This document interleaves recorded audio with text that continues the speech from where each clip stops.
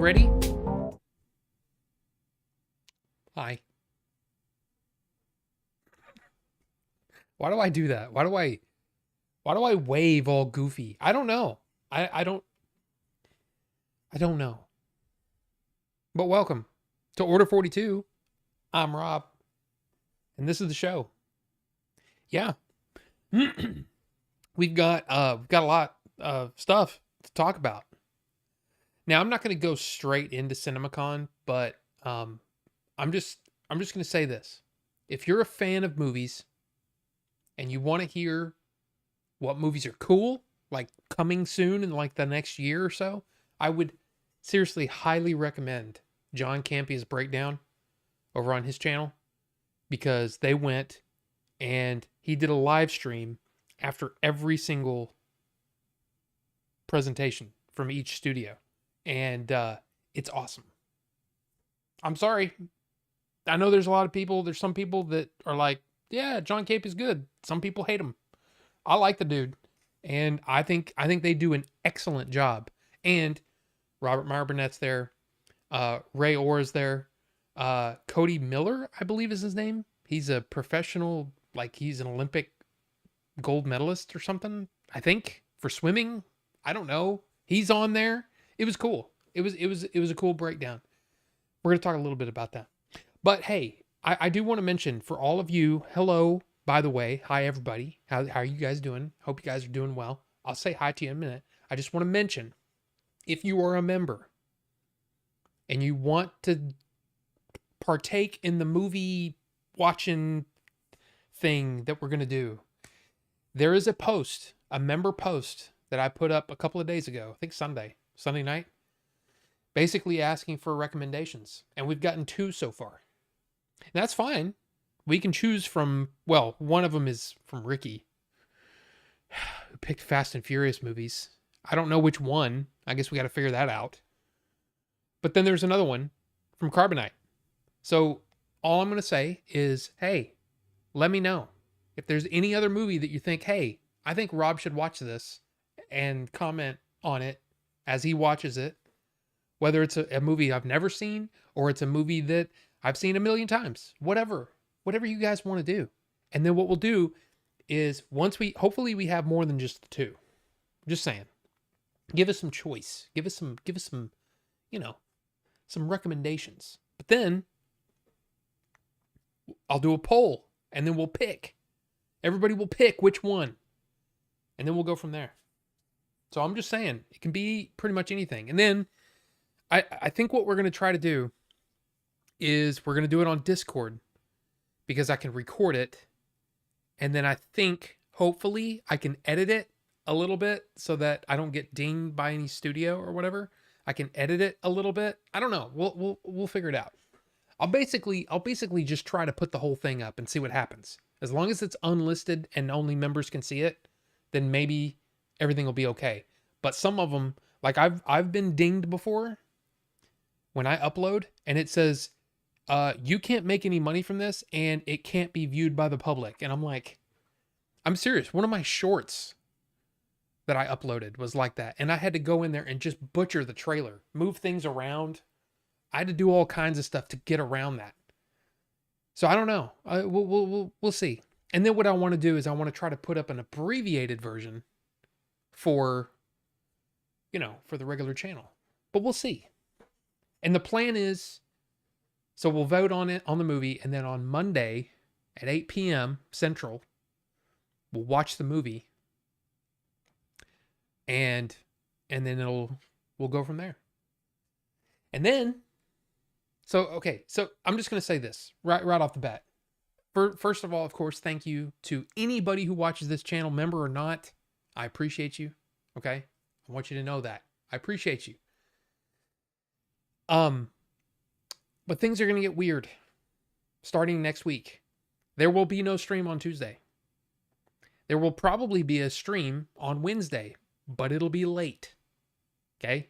We're just going to go live whenever we can, because I'm supposed to be on a different stream next Wednesday night with the Chainsaw Reacts channel.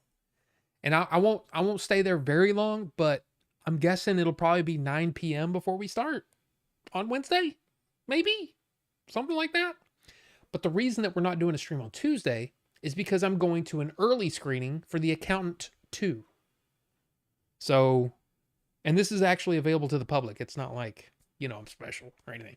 So if you want to see The Accountant 2 early, there are screenings on April 15th, tax day. Makes sense, right? The Accountant. Anyway. So yeah.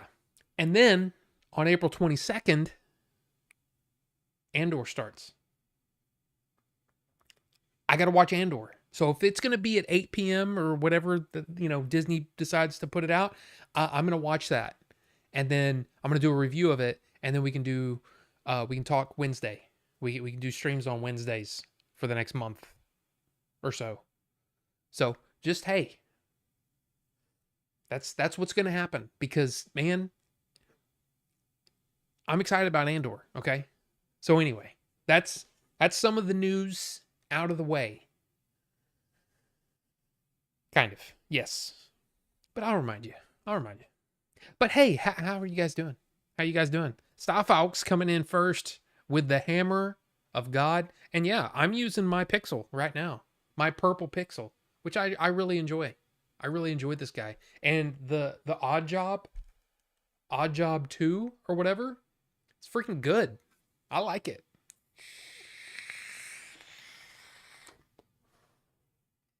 It's a single coil in there, but the flavor's really good. Power's good. I like the screen. It's great. Little guy. I like it. But man, that purple hammer of God, that is, it's probably like it's 421-700. So those are big fat boys, right? That's a big mod, dude. Anyway, Movie Mike, welcome. Hi. Had to go with banana leaf. Does not sound all that appealing, pun intended, but has me curious. Well, here's the thing. Here's what we have.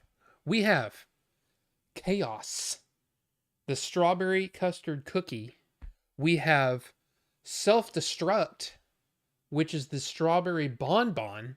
And then we have the banana leaf, which is simulation. That's how Grim Green says it. So that's how we have to say it. Simulation. Yeah. So that's what's on those are the choices. We're finally going to try one of the Black Label from Stevie's Collective. And you might be wondering, Rob, didn't we just pick like 2 flavors last week? Yeah. One of them was the Dragon Fruit Berry Cream. And here's the thing. This is not good. Out of all the vapes that I had set up, this is the one where I dreaded picking it up. Like I was just like, I don't. So I didn't. And I cleaned it out because it's got the dragon fruit. It's got a little bit of a berry flavor. It's got a little bit of cream flavor. But here's the thing. And this is something that I didn't pick up on last week. It's got coconut flavoring in it, which threw off the mix for me. And I don't mind on certain things. I don't mind coconut, but it just doesn't work. So that is going to have to go in the jug of shame. That's just what's going to happen. So now we get to try one of 3. I only have 1 mod set up. I have 1 of 3 new flavors. And you guys pick. And you might say, what is the banana leaf? All I know is that I think it's a banana leaf tobacco. And you might be saying, Rob, isn't tobacco gross? For the most part, yes. But in a vape, it can be really good. Especially if it's mixed with other flavors. It can be really good. And Grim Green, over there on his channel, man, he talks about it all the time. So, we'll see. We shall see. And Star Fox is not here right now because he's getting burritos. And that's a good thing. Burritos are good. I love burritos. I have at least 1 burrito a week. And sometimes it's something I make and sometimes it's something I go get. But I love me some burritos. I like what we do. Hold on. Sausage break it up, right? Sausage, eggs. So it's an egg sausage mixture. And then my wife, that's all she gets. She just eats that. And what I do is I take that, I put it on a burrito, put it right in the center like a big pile, and then I put cheese on it and I melt it in the microwave. And then I wrap that sucker up, put some salsa on it. Dude, it's good. It's good. I'm telling you, it's good. So there you go. And who drives sideways? Well, you might have seen there was a reflection. You could see me holding the camera. I was in the back seat and we were on our way to Dallas and I was holding it basically sideways out the window or, next to the window. And yeah, so there you go. That's what that video was. I just figured I needed something. And I figured, hey, why not? Let's try this. See what it looks like. It was okay. I think I like just the forward view stuff better, but hey. So there you go. And Carbonite, welcome. Thank you so much. Carbonite, I already forgot. What your oh, I guess I can do it on here. Yeah, there we go. Let's see. Okay, load. Thank you. Everything's not loaded for some reason. Rob, that's what happens when you restart your computer. Everything has to reload. Oops, I didn't mean to do that. Didn't mean to do that at all. Oh, create post. And then it opens that up. And then you can look and see what the recommendations are. Okay. Where 6 comments. The last video store from 2023, that is Carbonite's pick, which hey, I'm good with that. And so far, it's got 2 upvotes, and Starfox with his fast movies only has 1. So, but hey, I'm up for anything. Seriously, that's the whole point of this, is to have fun and watch a movie together, And I still want to do an Adventures in Game Chasing live commentary. I still think that would be really fun. If we can try to figure out, maybe, I don't know when. There's just a lot going on right now.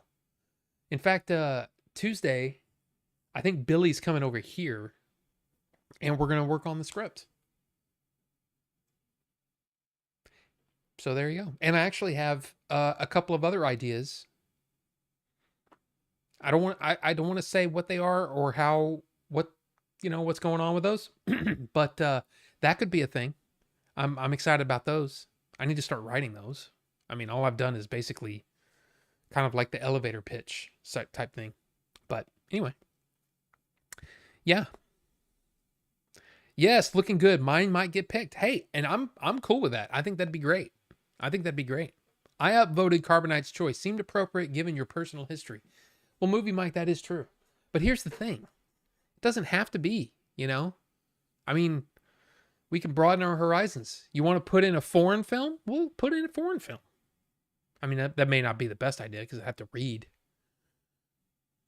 But at the same time, why not?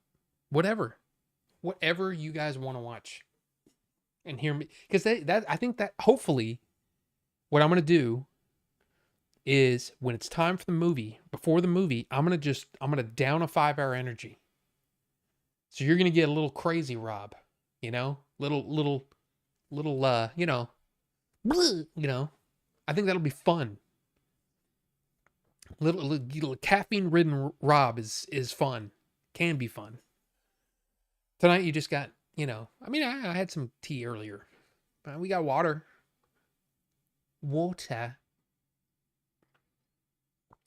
But yeah, I mean, why not?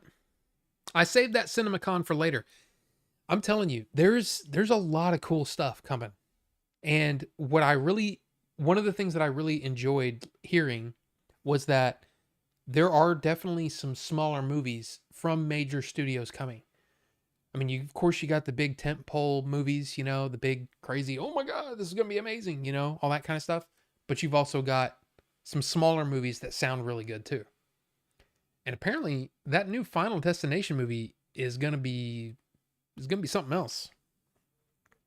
Now here's also what I want to, I don't have this on the agenda tonight, but I would love to hear it if you guys have anything that you want to, you want to talk about. I mean, you want to talk about Minecraft freaking blowing out the box office this weekend? You want to talk about the Switch and what the hell's going on there? And, possible tariffs, I guess. I mean, whatever you guys want to talk about, let's talk about it. This mod is freaking huge, but it's different from the one Mike Vapes had in his video. Mine has little gear things that spin and raise the batteries. His had a metal thing connecting them all. Huh. Yeah, oh,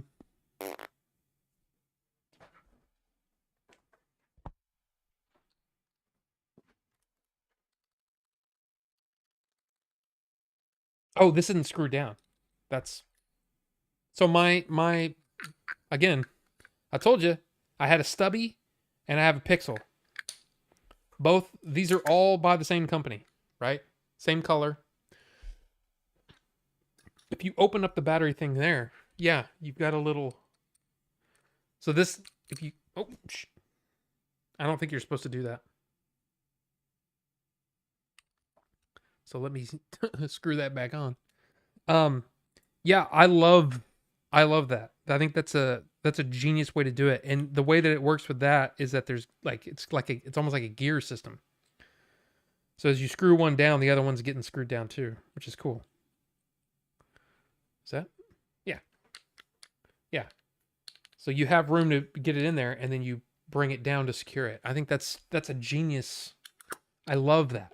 I love that. I think that design is really super cool. So, yeah.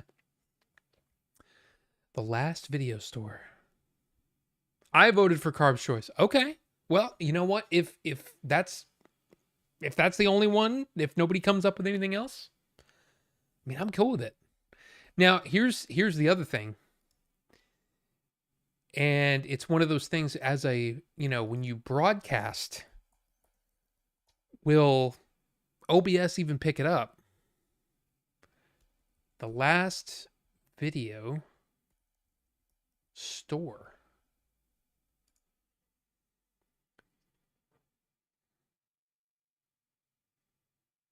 Okay. So it's on Tubi to stream for free. I can rent it for $3.99. Or I might have to go a different route. I might have to do that. Just so OBS will pick it up and then I can do some funky editing stuff or something. But we'll see. Again, I'm open to anything, and it's really all about what you guys want, And I want to make it fun, for, especially those who paid for, a membership. I want you to be able to be like, hey, cool, And yeah, I mean, so late. Wait a minute. Who have I missed? I did say hi to Cosma. Cosma, I said hi to you, right? I think I did. If not, hi. Good to see you. And of course, Carbonite, Movie Mike. And that's everybody. That's everybody. No big deal. All right. As a main thing I don't like on this vape is the fact that I have to remove the batteries to charge them. Well, I mean, that's the best way. Honestly, you don't want to trust these, these boards from China. Heard Switch 2 delayed. Not sure the reason. Probably tariffs or looming recession. Here's the thing, man. The Switch 2 is one of those things where I look at it and I go, okay, I definitely want to play Metroid. I definitely want to play the Donkey Kong game because that looks really, like all the destructible environments and stuff looks really cool. Legend of Zelda, of course, getting the upgrades, I'm going to do that. I mean, I got to do that, right? I got to buy those. What I'm probably going to end up doing, instead of buying them, I'll probably go ahead and sign up for a year of the, what is it, the Nintendo Switch online premium package. I love a premium package. Know what I mean? Premium, all shiny, golden, gleaming. Yeah. Anyway, yeah, it's because you get the upgrades for free, right? So look, yeah, but then I'm also going to be able to. I'm going to be getting the $500 whatever guy, the one that comes with the Mario Kart, because the wife loves the Mario Kart. She is a Mario Kart freak now. And it's really the whole family, right? They come over, like they don't come over here very often. It's usually they go over to, you know, my in-laws' house. Everybody gets there, hanging out, and then they play and they yell and scream at each other, and it's crazy to watch. But they enjoy it. They do it at least once a week. You know, they go visit and then everybody screams at each other and then they have a great time. So, yeah. So that's the one I want. And then, of course, all the extra stuff. Cool. But here's the thing. If it's going to be another situation where, you've got to, punch a baby in the face to get one, I don't know. Like how hard do they get? That's the big question for me. Not so much how much it is. And I say that because she wants it at any price. She is so like, she saw the Mario Kart game and she was like, we're getting that. I'm like, yeah, but it's going to be, at least it's going to be what, $500? She goes, whatever the price, we're getting one. In fact, she's actually talking about getting one for her mom. So she's all in on it. She loves it. She's excited for it. And I'm like, okay, cool. I get to play some things too, right? But she's like all about it. So I just don't see it being that much, especially since apparently the Nintendo is made, or the Switch is made in Thailand, right? And didn't I read something about, there's been some sort of deal with Thailand, in which case it really shouldn't affect the Switch 2. Right? Does anybody know? I don't know. But like I said, she is like, I'm like, oh man, this is really cool. It's really cool. And she's like, we're doing that. I'm like, okay, geez, all right. She's like all in. Because I got to be honest, man, I've been playing my Steam Deck more than anything else. I've been enjoying the crap out of it. So, I don't know. I think it's delayed because the initial negative response to the price coupled with the possible impact of tariffs. I honestly don't think. The thing that everybody's got to realize, and I think it goes for people with movies, when it comes to movies, when it comes to games, yes, there is a possibility that things can change based off of public opinion. But the fact of the matter is, it proved it when they came out with the Zack Snyder's Justice League.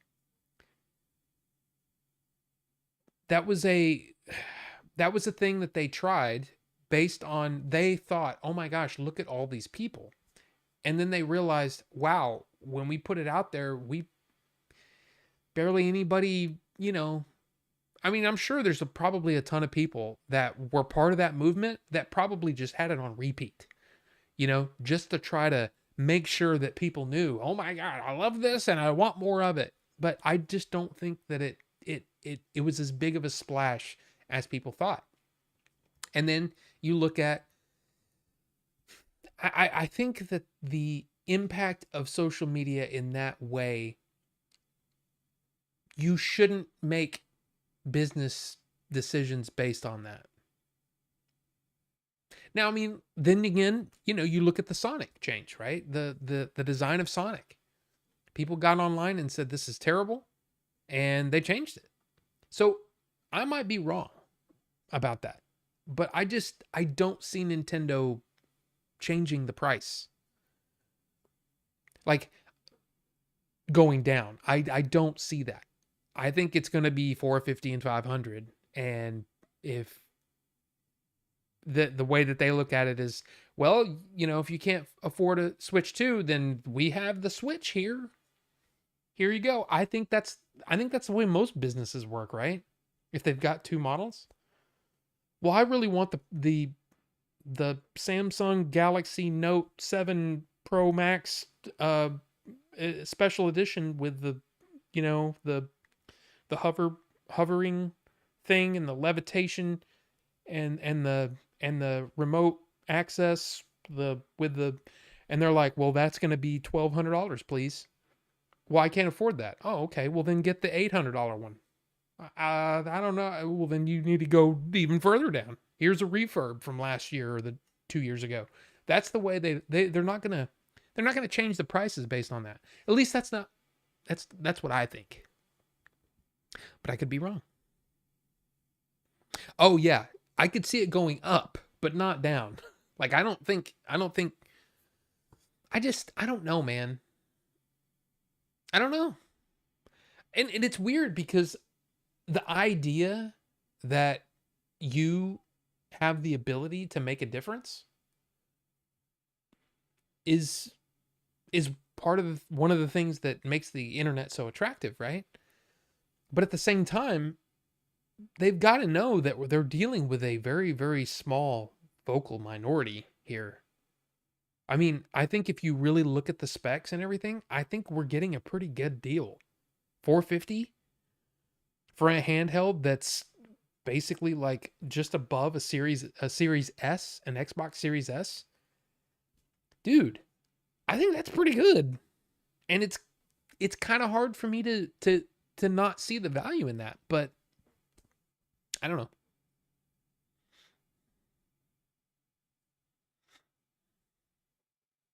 Should be okay. Rate those Discord movie watchies all the time. Not sure about OBS to record it. See, that's the thing. Because I want it. What if you can't make it Monday night? You know? What if you can't make it? Then how would they watch it? I want to be able to, hey, if you're a member, there's going to be a member video for you to watch the replay. And I got to be able to make it available for people. But here's the thing too. And this is where it gets.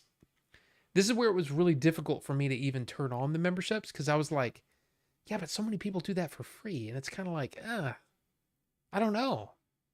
But, I mean, again, the YouTube people were like, we see a lot of whatever in your channel. Maybe they just wanted to make money. I don't know. That's probably what it is. But hopefully there is a way to do that. Plus you save like $50 getting the bundle, even if the game is digital. Yeah, $30. Right. Which is not, I mean, seriously, it's not like a pack-in game, but that's not a bad deal. Considering that a lot of people have said, if you look at, you know, Mario Kart 8 Deluxe, right? That is the name of the Switch version, right? Anyway, that was $60. But then if you wanted all the extra tracks, it was another $20. So maybe they're looking at it as this is a $60 game, but there's going to be $20 worth of content over the next however long. And if you want to play online, you've got to have Nintendo Switch Online anyway. So we think that there's value in that $80. I mean, I don't know. I mean, I look at that and I go, man, an $80 game? Really? Like, I don't understand why you'd even buy unless you're just completely anti Mario Kart. Which, I mean, I guess some people can be. I'm not anti Mario Kart, but if I were just buying it for myself, I'd buy the regular model. But that lady in there, she's all like, we're getting Mario Kart. If we're getting a Switch, we're getting Mario Kart. That's happening. So, I don't know. Cling, clang, cling, clang. There's a new tariff in town. Bonobo juice. Welcome, sir. Hey, you need to vote on that thing too. Or suggest a movie. Whatever you, well, hey. I just want you guys to be, I want to give you guys something extra. But at the same time, I appreciate everybody, you know what I mean?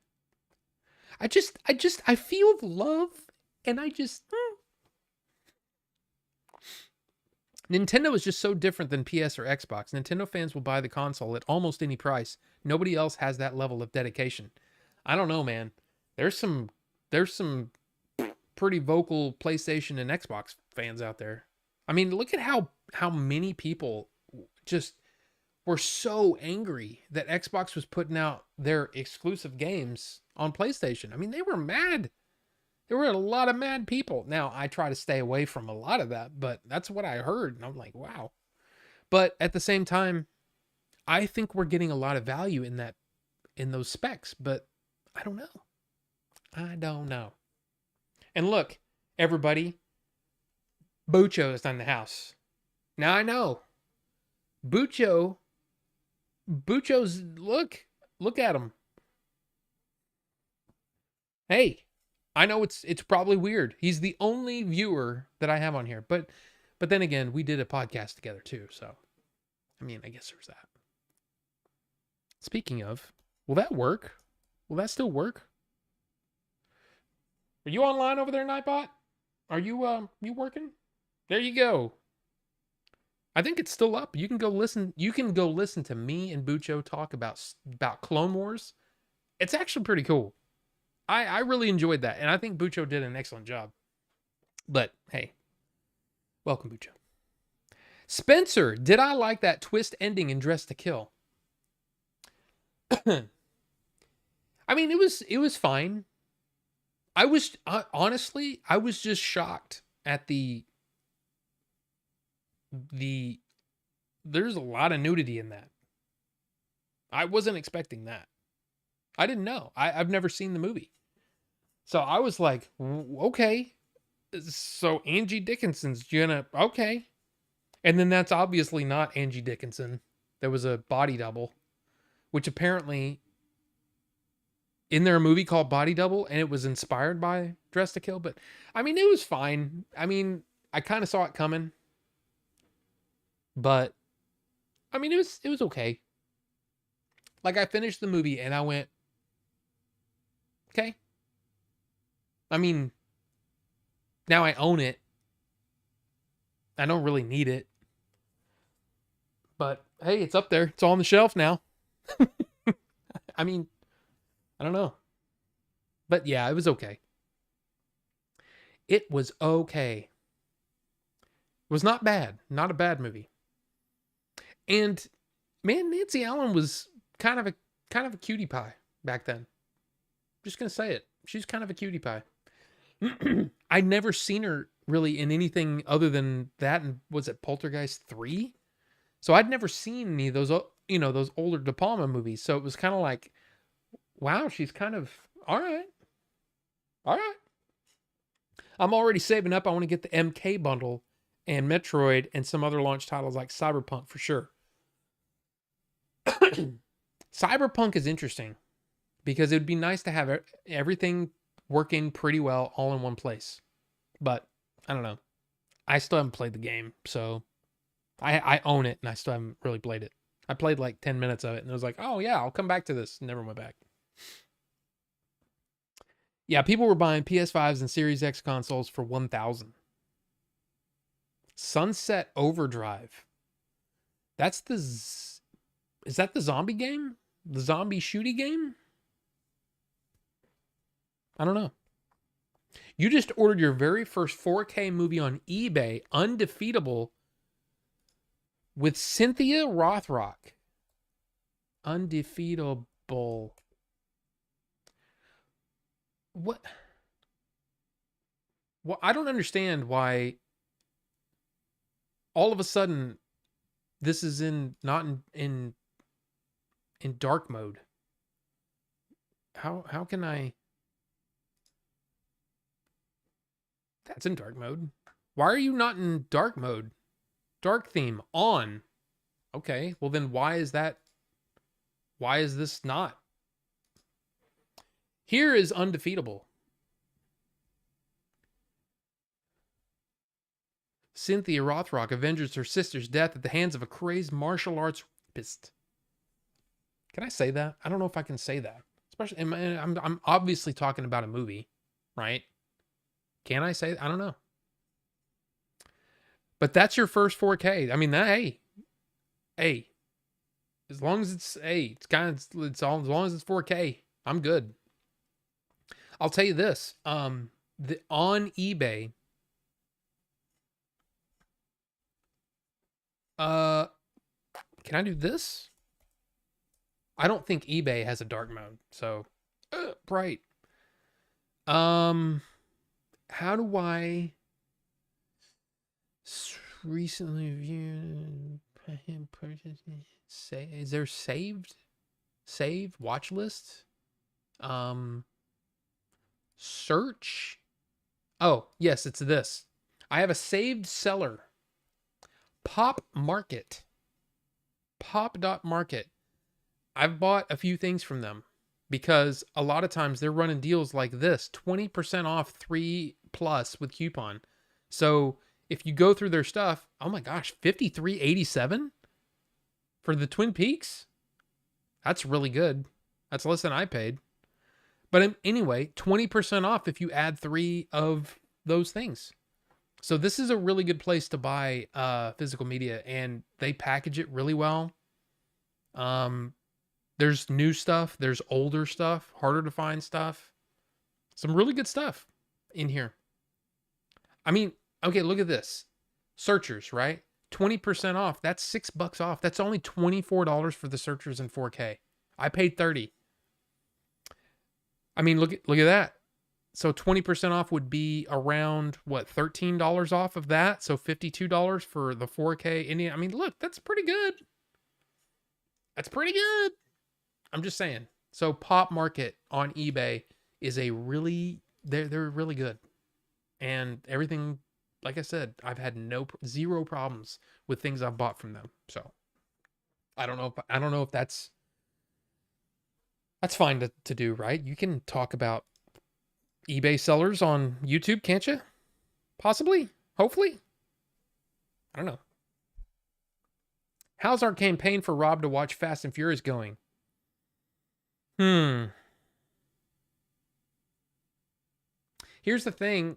We're going to have to come up with which movie if that's going to be part of the conversation.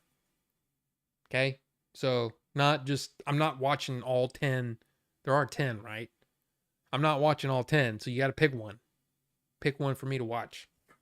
So, I'm just saying. I need to watch Dressed to Kill. I know the twist. See, I didn't know the twist, but it's kind of obvious, isn't it? But it was also like, okay, interesting. All right. I mean, that's basically, it was like, okay. So, I don't know. I want to suggest Redbeard to watch, but it's so long for a Discord watch. Yeah, how long is that? Redbeard. 3 hours.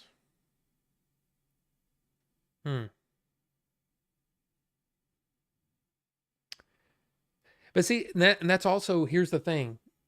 Redbeard is one of those movies that I just need to watch, And the problem there is if I haven't seen it, I'll just be sitting here watching it, and that'll be like a really boring watchy. You know what I mean? Just me doing that. I was hoping, like, if it was something, crazy or funny or whatever, then I can comment and, add to the thing, and it could be fun.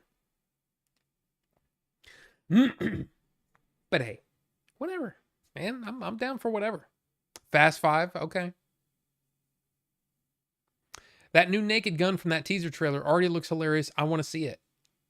I think it looks great. I mean, Liam Neeson does have some comedy chops. He does.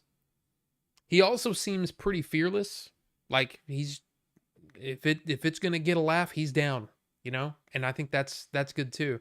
It also looks like it kind of has that same sort of that old Zucker kind of feeling to it, like the original Naked Gun movies did, which it could be really fun. It could be I mean, look, let's be honest, it could be terrible, but it looks funny to me, so I'm down for it. Is the twist that they undress since it's called Dressed to Kill? I mean, maybe. There's, like I said, a surprising amount of bare skin in that movie from people that I didn't think I was gonna Like, really? Angie Dickinson's gonna? Okay. Oh, well, there she is. All right. That's okay. There's, wow. She was like 49 or something like that. 50? She made that? I mean, okay. And then Nancy Allen. Oh, there you go. So, nobody's expecting you to watch all 10, not in 1 week. Bucho. The ending of Dress to Kill seems obvious, but they go back and forth with it slightly to throw you off. Yeah, I mean, it's kind of one of those things where I was fine with it, but I was also kind of like I can see it almost feels to me, and again, this is, how dare I say this about Brian De Palma, one of the masters. I mean, he really is. He's an amazing director. But it seemed like the story needed a little bit more time to cook, as far as like they needed to maybe do another draft or so, tighten some things up. But then again, I don't know. I could be wrong. Maybe that was exactly what they wanted to make. It just didn't 100% work for me. I would watch all 11 in a week. There's 11. I'm not watching 11 movies. I'm sorry. I say that after well, we'll get to that. We'll get to that. Don't know about redhead, but might suggest Yellowbeard next time. Yellowbeard? What is this? What is Yellowbeard? Do I know what this is? A 1983 film. Again, why? Okay. Looks like a comedy. I'm down for that. So Cheech and Chong and some of the Monty Python gang. I mean, I'd be down. It's weird though. Have you ever and I'm sure everybody's like this, right? Have you ever watched a movie from say 30, 40 years ago, 50 years even maybe, that's a comedy, and then you watch it and you go, okay, I've never seen this, and I can understand that was probably pushing boundaries at the time, but now it's kind of tame and kind of like ho-hum. To me, that's how Beverly Hills Cop was. I know, blasphemy. But that's how it was for me. I'm sitting there looking at it going, yeah, I'm sure this was probably something at the time. But I've seen a lot of movies and meh.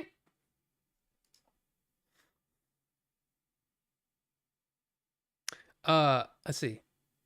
I dig the heck out of that Naked Gun trailer too. It's not a remake of T. And the new Wes Anderson one, because let's be honest, Wes rules. I also think that Wes Anderson rules, but I haven't seen his last couple. Ever since Grand Budapest, I don't know if I've seen another one. Like, I didn't watch Asteroid City. I didn't watch The French Dispatch. And somebody was saying something about, I don't remember who it was, but somebody was basically saying Wes Anderson is kind of like almost parodying himself. Instead of trying new things and doing new things, he's like, okay, well, this is now my style, and I'm just going to make everything like that. I don't know. But like I said, I haven't seen the last few. I haven't seen any Liam movie since Phantom Menace and Taken 1. He looks so much older from the last time I watched anything with him.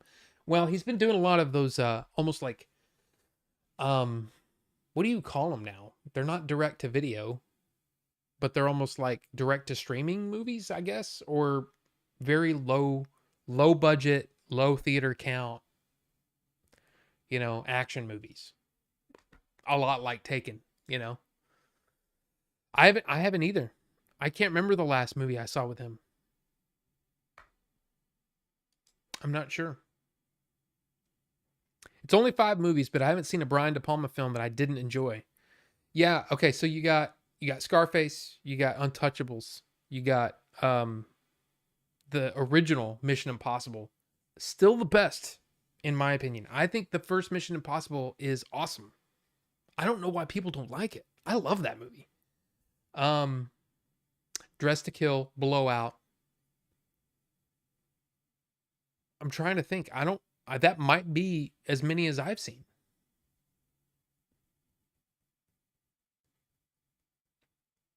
Mission to Mars. I've seen that. Yeah. Okay, so that's what, 6 that I've seen. So I don't know. I vote for anything with a title that is a color followed by a noun. Okay. Red beard, yellow beard, uh, green room, uh, green mile. I haven't seen Green Room. That's one of those where, for whatever reason, I just never watched it. And I keep hearing that it's good. And I think Second Sight did a really, really very nice edition of it. And I was kind of like, I need to see that. And then I still haven't seen it. The Blue Lagoon, Red Planet, Red Sparrow. Yeah, there's Crimson Tide. Oh, that's a great one. Yeah, Crimson Tide. Red Dragon, yes. Carlito's Way. I've seen that one too. So, okay, I think I've seen 7. Mission to Mars. That's Val Kilmer, right? Or is that, wait. No, that's Red Planet. Mission to Mars is the one with Gary Sinise, right? I remember liking one of them, but I don't remember which one. Like, I remember one was like, yeah, it was pretty good. And then the other one was like, nah, I didn't like that. I don't know. I can't remember which one I liked. Saw Real Genius for the first time the other day. Still holds up. Yeah, that's a funny movie. I mean, it's been a while since I've seen it too. But like I didn't go on a Val Kilmer binge or anything like that. But I like the movies that nobody talks about. Like, I mean, of course everybody talks about Tombstone, but not many people talk about Top Secret. And I think Top Secret is genius. I mean, if you're talking about like the Naked Gun style movies, Top Secret is amazing. It's so funny. I love that movie so much. And then I love The Saint. But I also love The Doors. I also love I mean, it's a small role. It's a small piece of the movie. But I love him in True Romance. His Elvis is so good. It's great, actually. But you don't even see him. You just hear him. And you can just, I loved it. And a lot of people said The Ghost in the Darkness. I never saw that one. And I didn't see The Island of Dr. Moreau either. Ghost in the Darkness is with Michael Douglas, and then Island of Dr. Moreau is Marlon Brando. I haven't seen either one of those. I never saw, was it At First Sight with Mira Sorvino, and he plays a blind man? Didn't see that. But yeah, it's kind of like I like the movies that, like The Saint. People like hate on The Saint, and I think it's so much fun, and his accents are great. I I love the different characters he plays. It's kind of like pretty much anytime somebody does that, like an actor does that, different voices and all that kind of stuff. I love it. I love it. Basically different characters in a movie, like Fletch. I love Chevy Chase, and I think Fletch is amazing. I think it's a great movie. So there you go. Red Dragon, yeah. Same thing happened to Tim Burton. What were we talking about? Yeah, Cheech and Chong meet Monty Python in a pirate movie. I mean, I'm down. And yeah, Liam Neeson will do a good deadpan. If you haven't seen it's Ricky Gervais, Warwick Davis, and Liam Neeson. Just type that in and watch that if you haven't seen it. I mean, probably a lot of people have already seen that, but it's really funny. And I just wonder how many times they had to do that, because, everybody gets tickled, and there's some really funny dialogue in that. And I can't imagine that they were able to get through that in one take. There's got to be some great outtakes on that. But Anyway, Carrie, movie Mike. I saw Carrie one time and I barely remember it. And I was very young. I don't remember how young. And the thing is I don't know if I saw the whole thing. So that's a movie that I need to revisit anyway. I didn't realize that was De Palma, I guess. Oh no, yes, because they talk about it in the special features for Dress to Kill. Because Nancy Allen, one of her first roles was in Carrie, I think, if I'm not mistaken. I could be wrong about that, but I'm pretty sure I'm right. Yeah, I need to see that.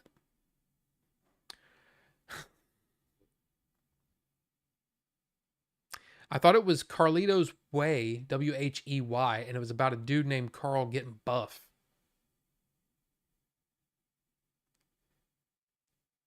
I mean, look, sometimes people are reaching. That was you were reaching on that. Carlito's Way. Way. Mission is with Gary Sinise. Yes. No one talks about Lost in Space. No one mentions They Call Me Trinity or Trinity Is Still My Name. Probably because they've never heard of it. They Call Me Trinity. 1970.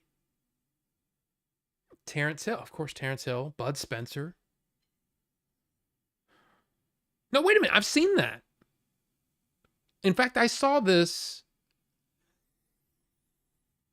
When did I see this? I saw this about a year and a half ago. It was unfortunately when April's dad was nearing the end.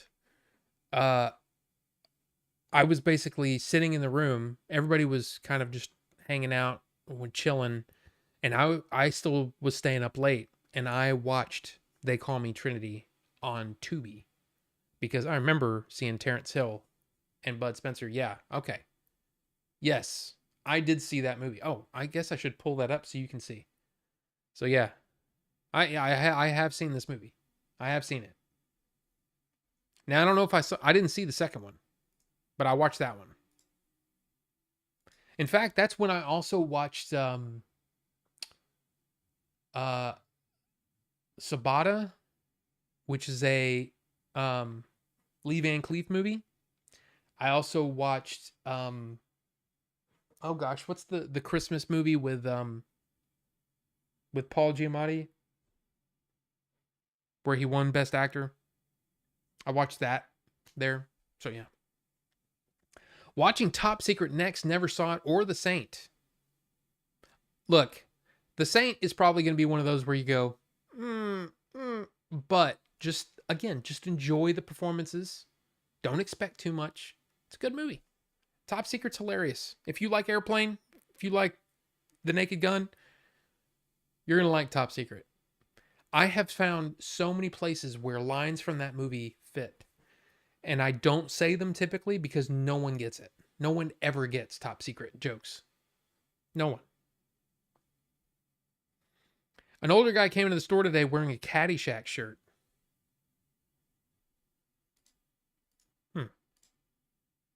I like Brad Pitt's accent in Meet Joe Black. Honestly, I was like, what do you Ari Little Ting Guan Bi Ari? I can't say it like he does, but I actually liked his. That's one of those movies that for some reason I like it. Nobody else seems to like it. I like that movie. I enjoy it. I think Claire Forlani is great, and she's cutie pie. I think Anthony Hopkins is great in that, and I think Brad Pitt does it. I mean, it's great. I don't understand why people don't like it, and it's very heartwarming, and it makes me cry, and it's great. I don't know why people don't like it. It's too sappy, I guess, but it feels like an older movie. Like it feels like something that would be made because it was based on Death Takes a Holiday, right? That's what it's based on. And it feels like an older style movie. And I just like it. Oh, Tim Burton became a parody of himself. Gotcha. Yes, Carbonite. Yes. Yeah, I can see that too. I can see that too. But again, I think that happens a lot in Hollywood. You know, you find success and then you try to replicate that success. Oh, I did this kind of thing, so I need to do that again so that I can make more money, so that I can, pay for all the pay for the lifestyle that I've become accustomed to now that I'm in Hollywood. I just I don't think anybody should make more than a movie, like making a movie. Nobody should make more than $10 million. Period. Period. Oh, well, this person brings in, okay, fine. Pay them $10 million. And then whatever you were going to pay him on top of that, you distribute for the crew. Because Hollywood is just like any corporation. The people on top make all the money, and then nobody else does. I think it should be a little more fair, but I mean, I don't know. I guess I'm crazy. But anyway, I don't remember much of Carrie either. Yeah, and it's like I know I've seen, and maybe it's just because I've seen so many clips over the years, because it's a pretty famous movie. I don't remember it. You are correct. She was in Carrie. Yes. They call me Reed Richards because I stretch. What kind of stretching? Just saying. Just don't know. Trinity movies are good fun. Yeah, I mean, they're kind of like dollar store, Good, the Bad, and the Ugly, you know? Dollar store, dollar trilogy? I don't know. Squiggles, what's going on, Squiggles? How are you doing, sir? Good to see you. Excited for the new Naked Gun. There you go. Yeah. A lot, man, a lot of love for the Naked Gun. Here's the thing. That's what I think is crazy, is that like Naked Gun, I honestly thought nobody would care. And there have been so many people talking about how great how great it looks. It's completely surprising. It's also surprising that Minecraft doubled what they thought it was going to make. What all the industry guys were saying, oh, it'll bring in $80 million this weekend, which is an amazing thing. And then it made 163. That's crazy. I don't get it. Like, here's the thing. If you love Minecraft, there's definitely people that love Minecraft, okay? I enjoy watching other people play Minecraft, but I'm not a Minecraft guy, right? But regardless, I'm looking at that movie and I go, that looks bad. It doesn't look entertaining to me. Like Super Mario Brothers, I go, this is not for me, but I think I could probably enjoy this. Minecraft, I looked at that and I went, okay, I get some of the Minecraft things that they're talking about, but that looks bad. And yet, $163 million. What's really going to be interesting is how it does, week to week. Like, are people going to keep going back? Or is it just going to be like, hey, there was a TikTok thing and it was kind of a meme thing to go see Minecraft and go crazy in the theater. Maybe that's the 1 week thing. And then now they have, okay, been there, done that. Let's move on. Right. I don't know. Let's see. It's going to be interesting. But I will say, if you're getting up and live streaming and throwing popcorn in a movie theater, you should be ejected. You should be ejected. Period. Sorry. Well, I'm just enjoying myself. Yeah, at the expense of other people. That's not right. It's not right. You can laugh. You can clap. You can do all the things. Just don't be disruptive. The world isn't about you.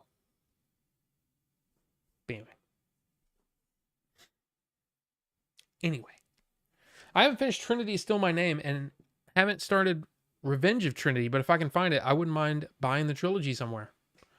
I mean, let's see. Trilogy?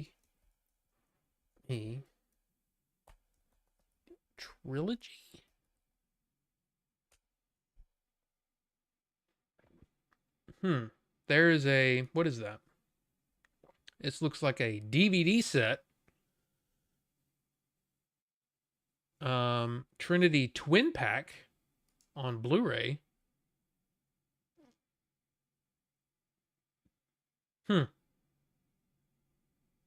Hen's Tooth Video. I've never heard of Hen's Tooth. You can't see that for some reason. I don't know why. You can see it there, under the two titles, the two posters. Hen's Tooth Video. Very strange. Those are probably the same prints that I watched over on Tubi, because they didn't look great. They looked old and busted, but it was, like I said, I enjoyed it. I'd never seen it, and I enjoyed it. No one should get $100 million for a single film. I don't care how famous and big a name they are. I don't know. How can a Tom Cruise get like 80 million on a movie, know everyone around him is getting scale, and walk away smiling and doing the finger guns? The only thing, okay, I'm not gonna sit here and try to, what do you call it? Sugarcoat what you're saying, because what you're saying is absolutely like, how do you do that? But in many cases, he is also a producer. He's the one that made the movie happen. So he's getting paid producer money and starring money. And I would hazard a guess that almost no actor, I can't think of an actor that does more to promote his own movies than Tom Cruise. I don't know. It would be interesting. Now, does he deserve $80 million? No, I agree with you. Dude, you get to a certain point and now you're just making, I don't even know what you do with that kind of money. Like, if I had $1 million, I'd be like, holy crap, I can make 5 movies with that. No problem. I can make 5 movies. I could probably buy a really nice house and make 3 movies. You know what I mean? Like, there's so many things that I could do with that money. And you're talking about somebody who's getting paid $80 million for, I mean, how long? How long, really? Just say a year. Just say a year. That's one movie. It took him a year to do it, and he got paid $80 million.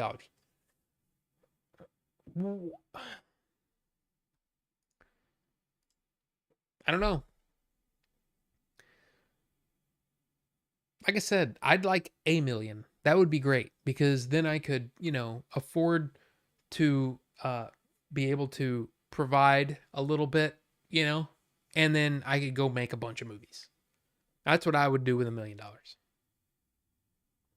So, I'll be honest with you. What would be smart? Like, if somebody gave me, they say, hey, we're going to give you $1 million to make Chuckleheads, I'd be like, okay, first off, we're going to get paid. We're actually going to pay everybody what they're worth. Number one. Number two, our budget for the movie is probably going to be only about so much. And then everything else is going to be promotion. I want to promote the shit. Excuse my language, but I want to promote the shit out of Chuckleheads. Because the thing is you can make a great movie, but if nobody knows about it, it goes nowhere. It's nothing. It's like you didn't do it at all. You got to promote. So I want to promote the crap out of Chuckleheads. But that costs money. It costs a lot of money. It's ridiculous how much money it costs. But I want to. That's what I want to do. So get on it. Everybody, let's find financing for Chuckle. But again, we're supposed to be finalizing the script next week. So it's a good thing. I like Minecraft, but the movie looks terrible. Yeah, exactly. Squiggles, exactly. To be fair, the Trinity movies are more comedy than the Dollars movies. I mean, true, but they're still... Yeah. Speaking of Naked Gun, OJ so did it. Did you see that confession interview where he hypothetically remembered the whole scenario of the murder and called himself Charlie? No. I mean, I think most people knew. I mean, come on. The way that he's putting on that glove, like, I don't know, what is this glove thing? It's like, dude, come on. Nobody puts on a glove that way. You have to straighten out your fingers, you jackass. Anyway, he obviously did it. But no, once he was out of the limelight, once it was all over, I was like, okay, well, I don't need to pay any attention to OJ anymore. But that's just me. How's it going, Ace? I didn't do it. I wanted to. You saw it in my face, didn't you? I wanted to do it and I didn't. But welcome. I don't care to watch the Minecraft movie, but it's also not made for me. Exactly. Just like the Twilight movies. You know, girls and the ladies and the all the peeps, all the women folk want to go to see the Twilight movies. Good for you. Go. Do it. Do it. Enjoy it. Enjoy the hell out of it. You want it? Kids want to go see Paw Patrol? Go for it. Obi-Wan Kenobi.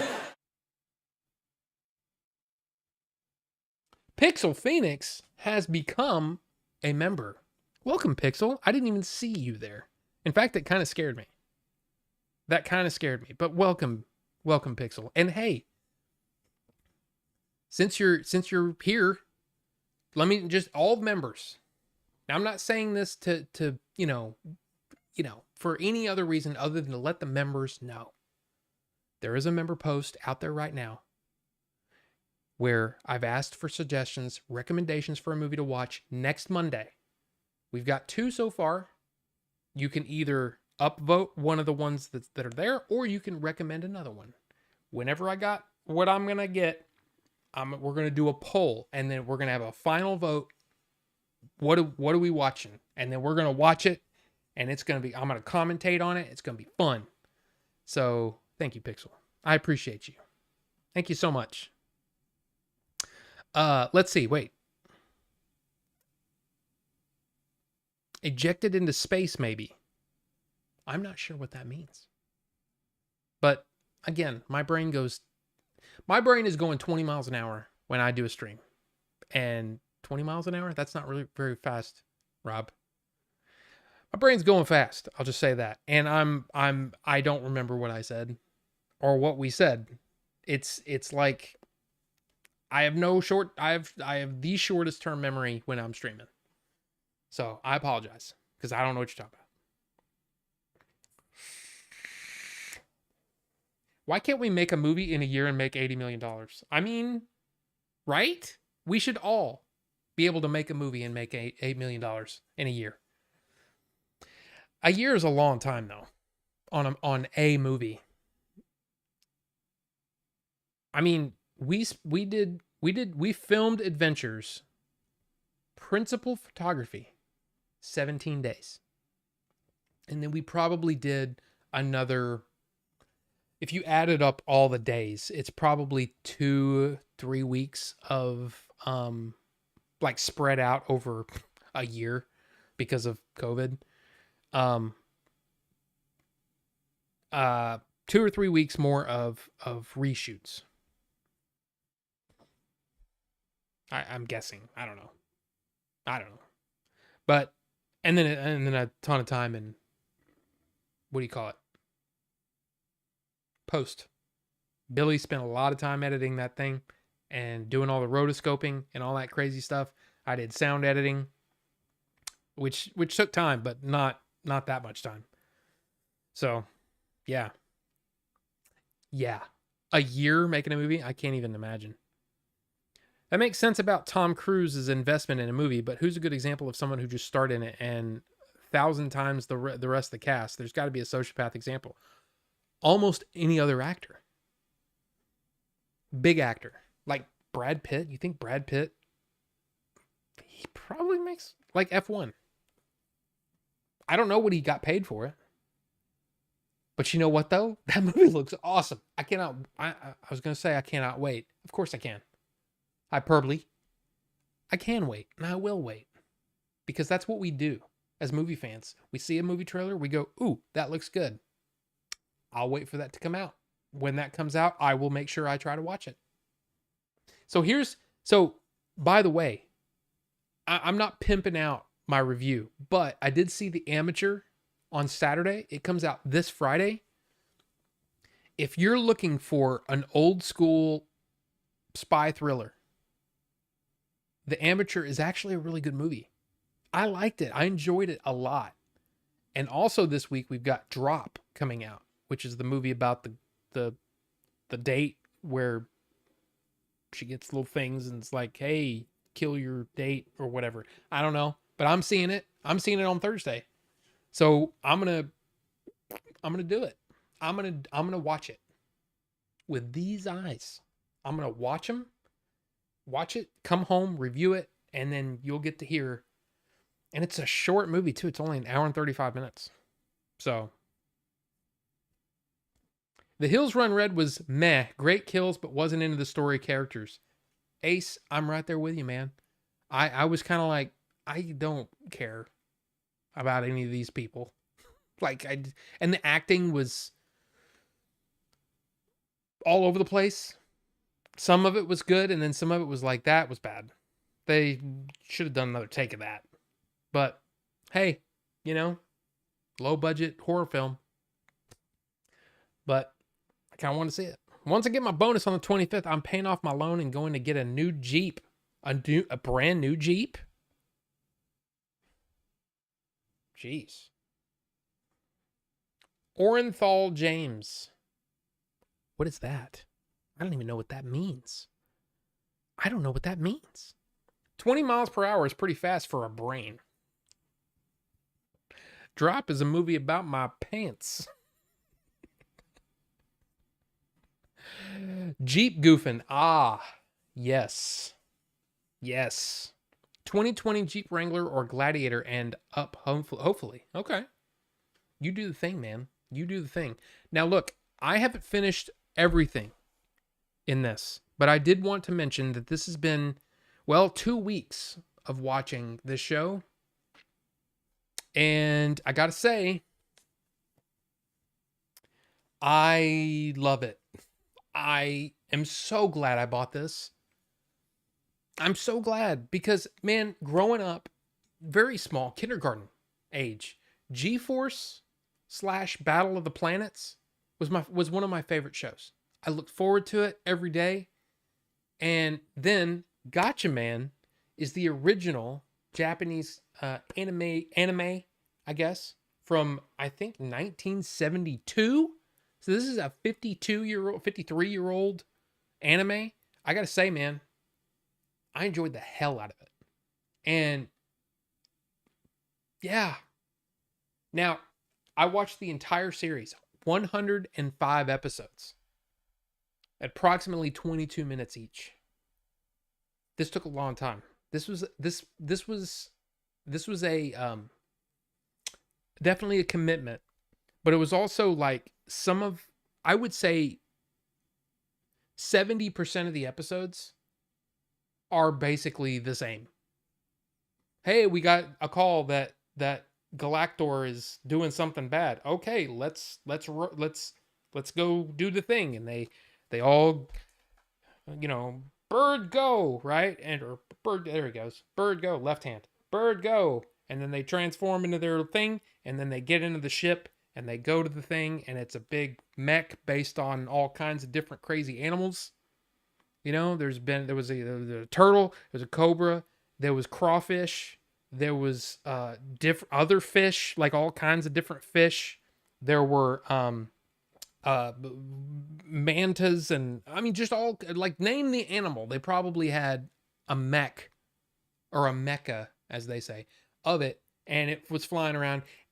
The shocking thing about this show, again, 1972, is how much there was so much violence. Like, so many people died in this show.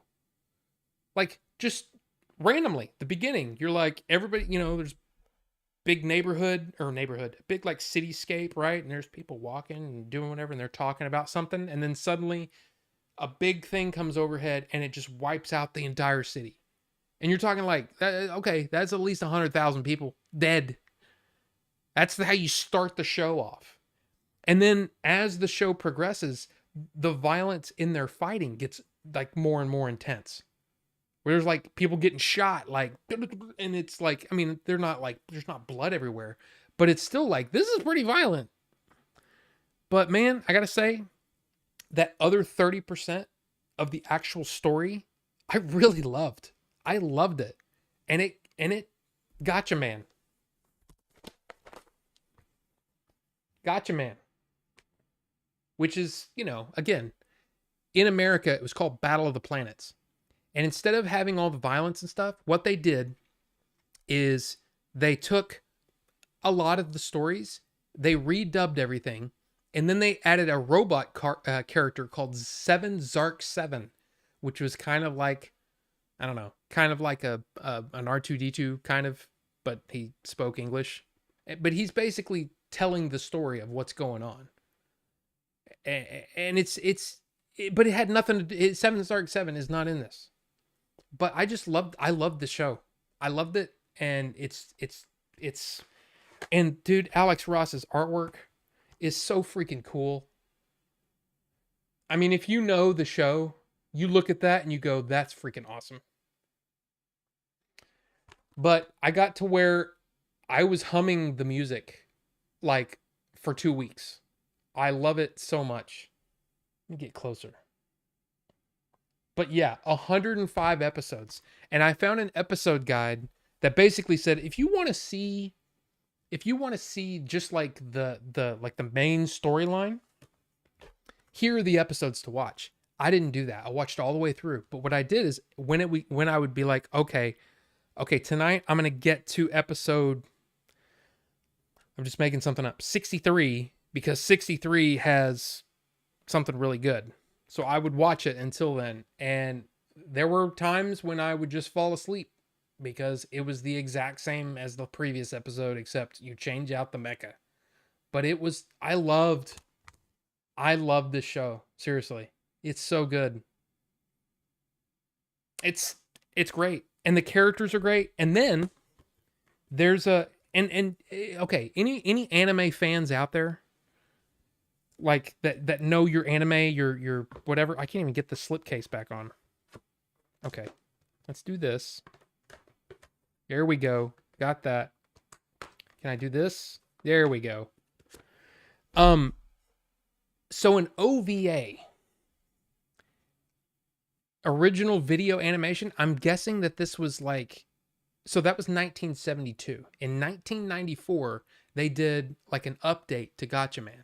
So it's kind of a take on the series, but it was only 3 episodes. And they were 45 minutes long, probably an hour with your commercials and all that.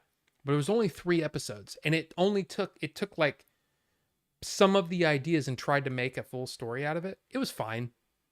But I really enjoyed the way that the show played out. Even though there were a lot of like filler type episodes where it's like monster of the week that they got to fight. But man, I loved it. Yeah, Pixel Phoenix leveled up. But yeah, Gotcha Man, it's the prequel to Gotcha Knows. But again, for I'm not even that big of an anime fan, but I'm a fan of this because it was something, like I said, Battle of the Planets was my childhood. Let me pull that up.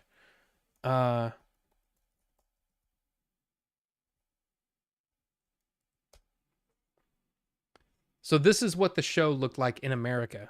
And of course, well, that's not great. You can kind of see the way that Battle of the Planets, it kind of looks like the Star Wars, whatever. That's just a cosplay.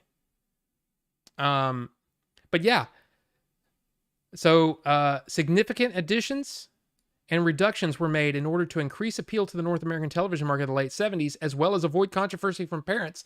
These included the removal of elements of graphic violence and profanity. Yeah. They regularly call Ryu. He's kind of the big guy. He's the pilot of the God Phoenix, the ship that they fly. They regularly call him Lardass. And it was like I said, it was kind of shocking. But it was also, like I said, the violence was what it kind of reminded me of is, and look, I don't want to piss anybody off here, okay?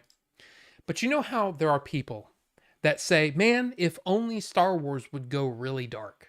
Like, let's see Darth Vader wiping out Jedi, and that's the whole movie.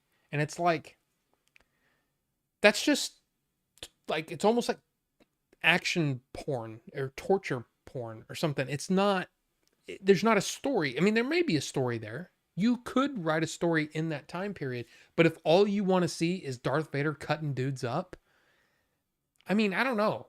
That's not what I think of when I want something. So the reason I bring that up is because Gotcha Man is kind of like, we want a kid show, but we want it to go dark, like really dark in places. Like there's a part where a guy has some sort of brain issue and he's seeing double and he's doing all this thing and he just fights through it for episode after episode after episode, and it's like, this is dangerous. That's dangerous to not have something like that checked out. There's multiple times where kids are in danger, like mortal danger. There's some really dark stuff in this show. So it's almost like that kind of thinking where it's like, oh, let's take something that's very kiddie or whatever and let's make it really dark and violent. And it's odd. And then the remake show that came out in 94 was exactly the same way, except it was even worse. Like, some of the violence in that was like, whoa, that was a lot. That was, wow, that was really, really violent. And then, of course, here, let me do this instead. This is easier. Okay. So okay, you got Jinpei, you got Ken, the leader, you got Jun, you got Ryu, and you got Joe the Condor, who is probably one of the coolest characters, like, period. He's awesome.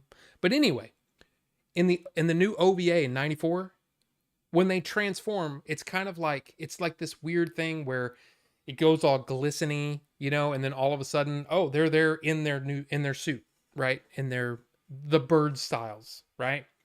Well, in the OVA, the new one, in 1994, when June transforms, there are frames where she's naked. And I'm sitting there watching it and I go, wait, did I see that? Was that, did I just imagine that? So I played it and I frame by framed it. And sure enough, she's naked as she's transforming. And it's like, why'd they have to do that? And there's a part where she's getting suited up to get on her motorcycle, and she's got it. There's probably a picture. I mean, if I looked, there's probably a picture of it. It's bad. Let me see. Hold on. I can almost guarantee you. Okay, maybe not. They just basically over-sexualized her. And it was like, that's ridiculous. Well, I mean, there she is. I mean, it's that's a little, I don't know. I was hoping that they would show, oh, there it is. I mean, well, you can see part, oh, there you go. Yeah. And I was like, why? And as she zips it up, her boobs shake. And it's like, come on, man. Why? She's supposed to be like, what, 15, 16 years old? It's odd. But it's in there. But I don't know. Details matter. I mean, maybe, but I don't know.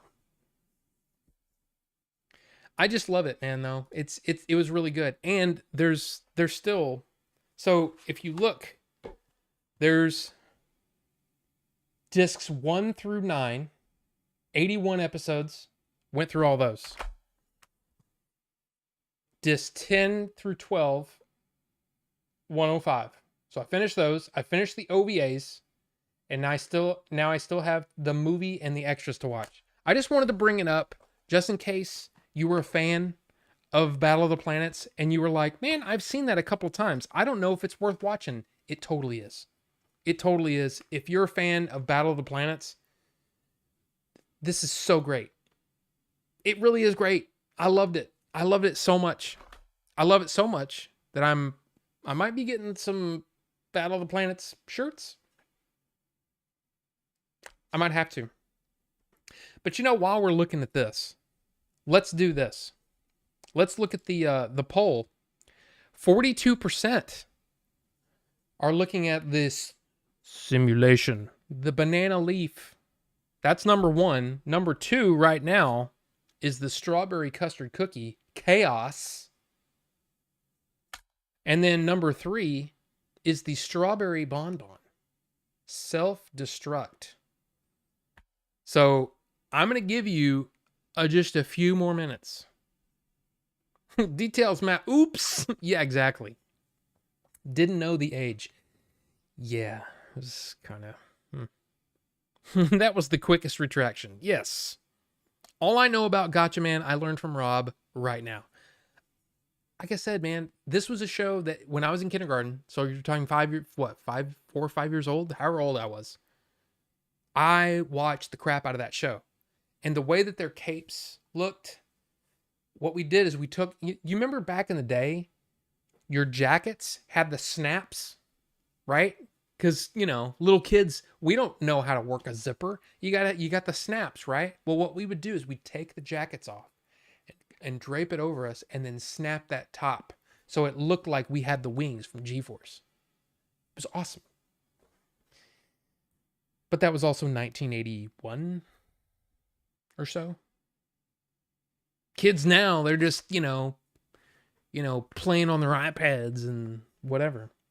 But anyway, so please get your last minute votes in because we're about to try liquid. But I figured we'd go ahead and show off the multiple Blu-rays I got this week from the Warner Archive sale that I posted over on the Discord. If you're not on the Discord, hey, ! Discord. You can join the Discord and you can see all the things that we're saying. We talk about new trailers that are coming out. We talk about physical media sales. We talk about all kinds of stuff. We talk about vape stuff. We talk about, well, really it's mostly just me and Staffaux talking vape stuff. But hey, man, we have all kinds of stuff in there. Movie talk, we have comics talk, book whatever you want to talk about. We got a place. So Discord if you're not already in there. But Warner Archive had a sale over on this site and I picked up a bunch. 6, in fact. So, the first movie is a movie that most people, I would be curious if one person knew this movie. It is with Malcolm McDowell. It is with David Warner and Mary Steenburgen. This is from 1979. I was 3 years old when this movie came out. But this is a movie that I really enjoy. When I was a kid, I enjoyed it. I probably shouldn't have been watching it because if I'm not mistaken, there's some pretty grisly murders in this movie. But it's called Time After Time. No relation to Cyndi Lauper. But this is the movie. Now, does it actually say? Yeah. Imagine a scientific genius named H.G. Wells stalks a criminal genius named Jack the Ripper across time itself in the most ingenious thriller of our time. That's right. So H.G. Wells in this story is the actual character, the writer that wrote The Invisible Man, The Time Machine, right? He's going after Jack the Ripper, and he's built an actual time machine. Now, what happens is, somehow, Jack the Ripper goes from the late 1800s to present-day New York. And H.G. Wells has to travel forward in time to try to catch Jack the Ripper in our time, in present day, late 70s. And I gotta say, this movie's awesome. This movie's really good. And again, Malcolm McDowell. And you can see this scene right now is haunting. I remember being scared of David Warner. Come on, man, focus. David Warner, Mary Steenburgen actually is kind of hot from and back then.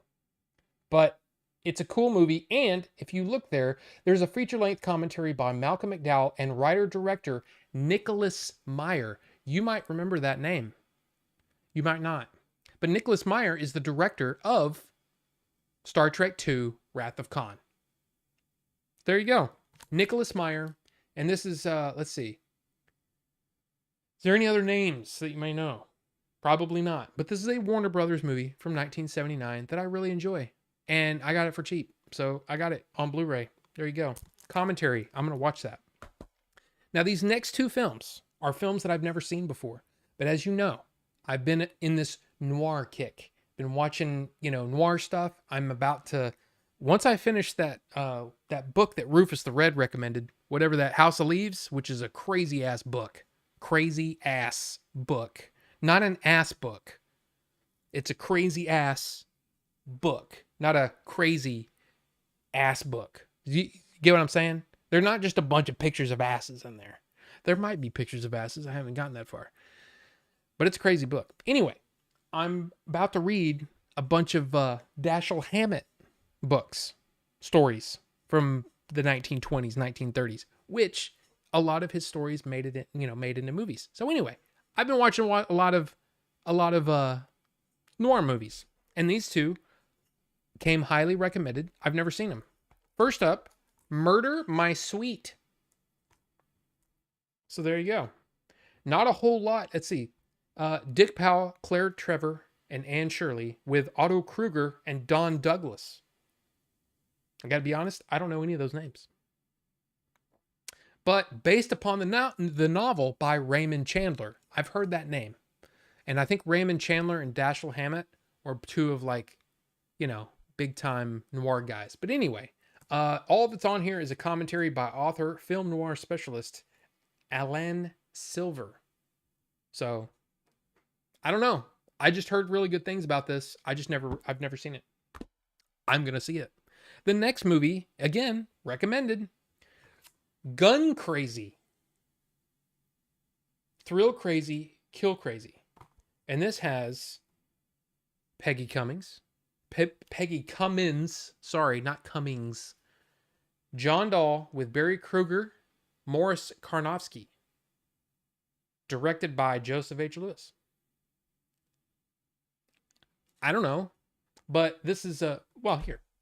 Murder My Sweet. I didn't tell you what this was about. They say crime doesn't pay. Private Detective Philip Marlowe knows better. The fat wad of folding money warming his breast pocket is the kind of thing that keeps him going through thick and thicker as he wades chin deep into a mystery involving a missing necklace in a missing hoodlum's mall named Velma. So that's Murder My Sweet. This one is When Gun Fancier Bert Terre sees Annie Laurie Starr's sideshow. This is hard to read. When Gun Fancier Bart Terre sees Annie Laurie Starr's sideshow sharpshooting act. Sideshow sharpshooting act. He's a dead bang goner. He and she go together, as Bart ultimately says, like guns and ammunition. Hey, gun crazy. Now this next one, you may not recognize the name, but you've seen some of these. I guarantee you've seen some of these. This is a collection over 3 volumes that I'm super excited to go through because there are 3 volumes here, and each volume has a short that I love, and they are the Tex Avery Screwball Classics.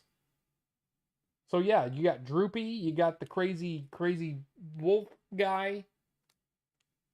Awesome stuff. I love this era of cartoons. The Tom and Jerry's, the Bugs Bunnies. Tex Avery was a big Screwball Squirrel. Remember Screwball Squirrel? He's on here. The Red Hot Riding Hood, of course. But yeah, let's see. Where's the...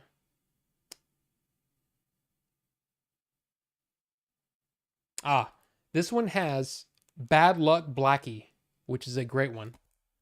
On this one, Magical Maestro. Now, you might say, Rob, aren't these all available on YouTube? Yeah, they are. But I want them in this quality. And it's going to be good. The Cat That Hated People. Yeah, that's a great one. There's also, Ventriloquist Cat. He goes, meow, meow, right? And anyway, it's funny. It's a great one. And then on this one, you've got one of my favorites. It's on that, here, you know what? Here, let me do this. So here's volume 1. There you go. There are the cartoons that are on there. And again, Tex Avery Screwball Classics Volume 1 is intended for the adult collector and may not be suitable for children. Oh, yeah. There's definitely some, this time period, they did things that weren't some very insensitive things, I'll just say. Here's Volume 2. Come on. Come on now. Come on, Billy boy. Boy. Yeah, great stuff. Some great stuff on there. I'm excited. And then on this one, might be my favorite cartoon, period. On that last line, Billy Boy. That's right, Billy Boy. It's one of my favorites, man. So yeah, Screwball Classics. Yeah, Screwy Squirrel. It's on here. Great stuff. Great stuff. So yeah, I got some Warner Archive stuff. Now, I have 2 more things coming tomorrow that are not related to anything. It was just, I saw them and I was like, that's not a bad price. It was part of a Amazon sale and I was like, sure. And then we're going to have a dry spell because I've spent way too much money. Cheers. Rob, you beat me to the Cyndi Lauper reference. Yeah.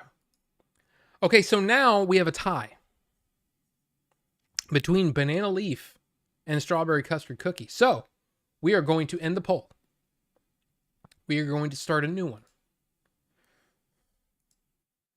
And okay, only from the 2. So Banana Leaf and Banana Leaf Strawberry Custard Cookie. All right. I kind of spelled them wrong, but you get it. Banana Leaf or Strawberry Custard Cookie. Go. And go. I'm going to give it 3 minutes. So, timer, where is it? There it is. Not 5 minutes. No, stop. 3 minutes. Please. Thank you. Whatever wins in 3 minutes. That's what we're going to try. Not Gary, what's going on? Hey, not Gary.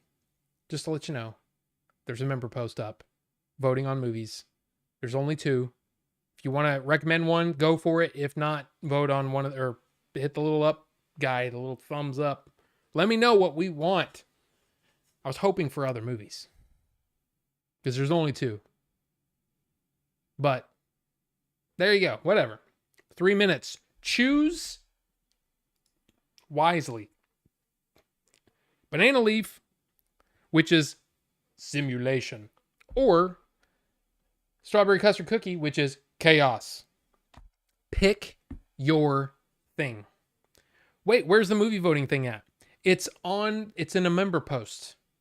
So if you go to YouTube and then you click, maybe if you click my channel, you can do it. All I know, the only place that I ever see member posts is in my feed on my phone. Like, oops, crap. I screwed everything up. And I can't log into my phone, apparently. Okay.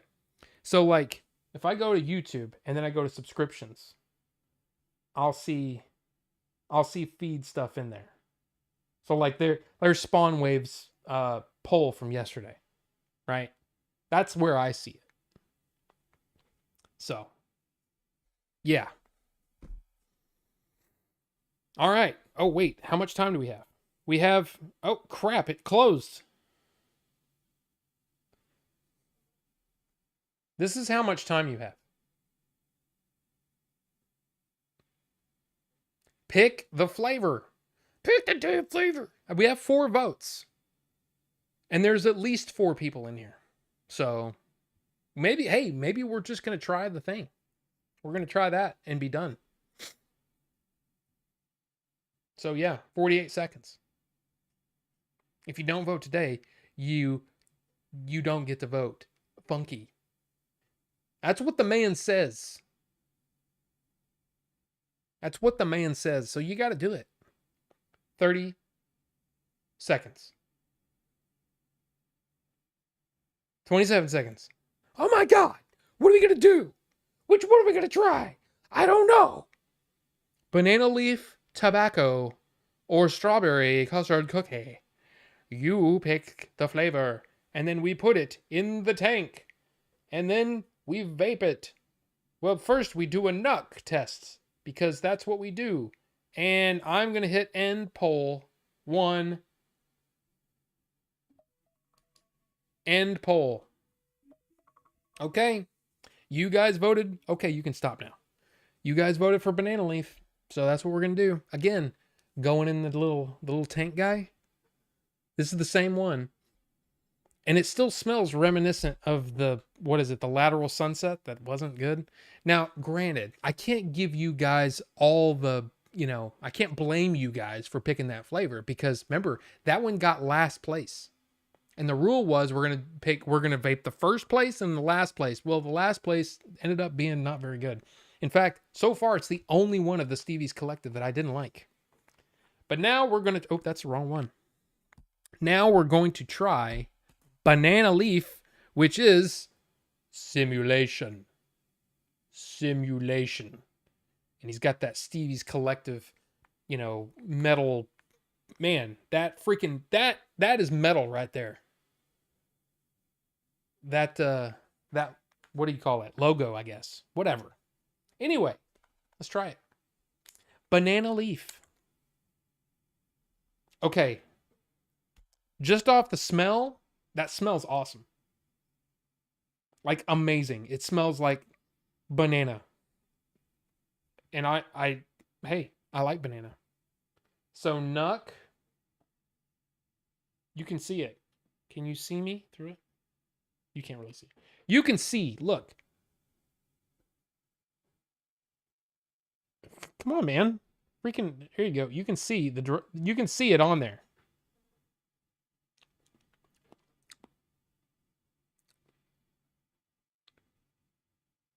You wanted to smell? Here. Ow. Come on. Why is my camera not? Okay. Here, can you smell that? Okay. This might be like really good. I'll tell you this. I have vaped a few tobaccos in my day. Vaped, not smoked. Of course I've smoked. I used to smoke. Don't smoke anymore. Haven't smoked in probably 9 years. Something like that. But I have vaped a few tobacco flavors and some of them are really amazing and some of them taste like you licked an ashtray. It tastes terrible.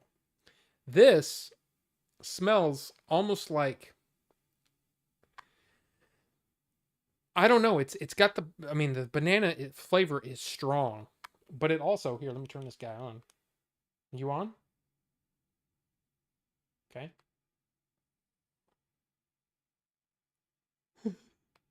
Vapors. Oh, I got the vapors. This definitely has a tobacco-y smell, but it's also that banana smells amazing. So again, this could be one of those where it's like, man, the banana is really good, but the tobacco tastes like, somebody's butt. I hope it doesn't taste like somebody's butt. You know what I mean? Because That's not how I roll. Just saying. Not into the sorry, I didn't. So filled up. All I know is that this could be great, or it could be crap. Yeah, Rob, that's kind of how it works. You either like it or you don't. So anyway, simulation banana leaf that you guys chose. Kicking and screaming, I might add. But here we go.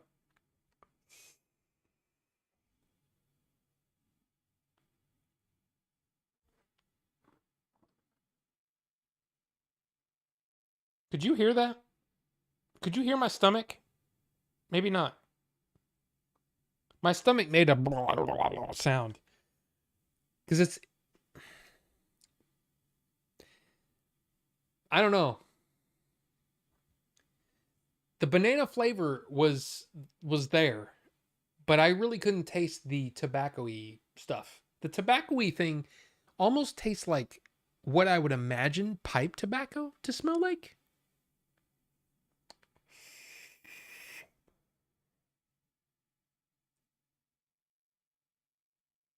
I'll tell you this. It's a very good banana flavor. Like, it's a really good banana flavor. But that tobacco-y undertone is odd. I've never vaped anything like this before. I don't know if I like this. What would be interesting is if I had some coffee to, and then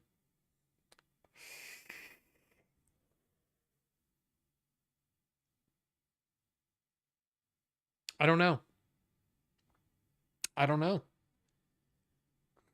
Because it's good, but it's got that tobacco-y-ness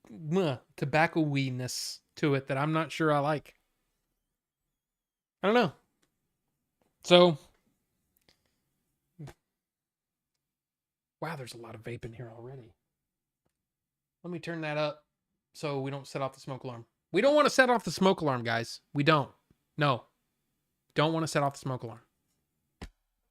And I apologize. I probably talked way too long about Gotcha Man. But it's good, but it's also I'm just not sure about it. This one I'm gonna have to vape a little bit and just see how it goes. Right now, I'm the tobacco-ness of it. And here's the thing. I knew that was a possibility. I knew that it was gonna do that there was a possibility. Now, I'll tell you this. If somebody was gonna buy this and they like tobacco flavors, this is amazing. I just don't know if I like it in a vape. So, right now, that's my final answer is, I don't know. Okay, so let's get into the news then. So, but thank you for participating in the liquid poll. It just, sometimes it happens that way where you just kind of, you vape something and you go, I don't know. I don't know if I like that.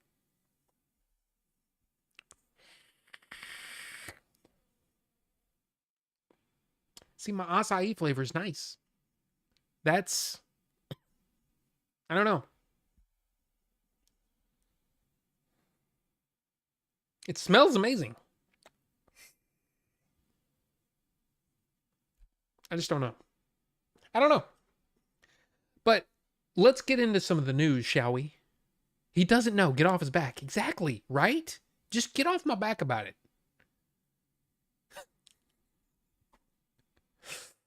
So anyway, the news. CinemaCon was last week. And as I mentioned before, if you really want to know all the stuff about CinemaCon, John Campia's breakdowns were amazing because he was there for him. And I watched every single one of them because, well, I think they do a great job. That channel does a great job of breaking down CinemaCon. I'm not always 100% agreed on, how he views movies, some movies. But when it comes to breaking down what we saw or what they saw, it's pretty awesome. So, as you know, the studios, well, maybe you don't know this. I'll tell you. CinemaCon is not like Comic-Con. where they're like, hey, look forward to this coming out in 4 years, right? For the most part, CinemaCon is a group of theater owners. So whether it's small to big, right? All the big theater owner guys are there at a convention, and the studios come and do presentations basically saying, hey, this is what we got coming in the next year. So between now and the next CinemaCon, look forward to these movies. And sometimes they bring out the stars, the directors. Ana de Armas was there. Chris Hemsworth was there. There was a lot of, I can't go down the list. There's too many, but a lot of people were there. A lot of big directors were there showing off what they've been working on. And for the most part, they stuck with that, the next year. Well, I reported last week on this here channel that Amazon MGM is basically changing the game a little bit, because they're saying we're no longer just going to make stuff for streaming. We are dedicated to bringing multiple movies per year to the theater. Theatrical releases, full-fledged theatrical releases. Well, one of the movies that they talked about was Project Hail Mary. Now, if you remember, I read this book a while back and loved it. Loved this book. This book, science fiction, it's great.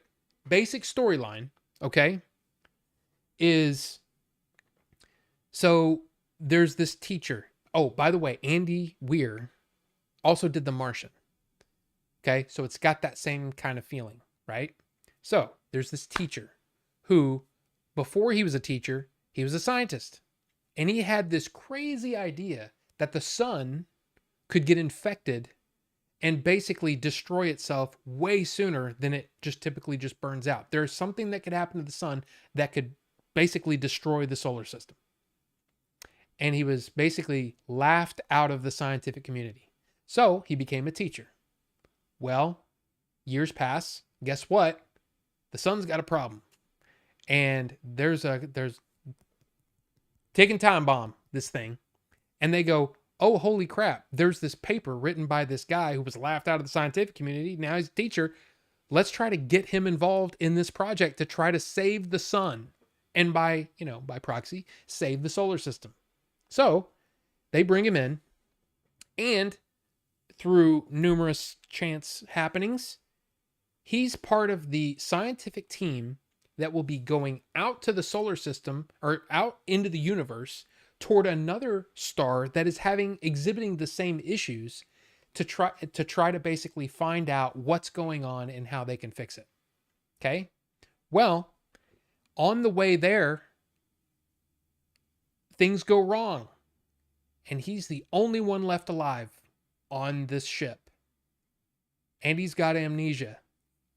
So he's got to try to piece together what the hell's going on. And around the time that he arrives to this other planet, he's starting to get his memory back, right? And he's piecing things together as we are. And he looks out the window and he sees an alien ship.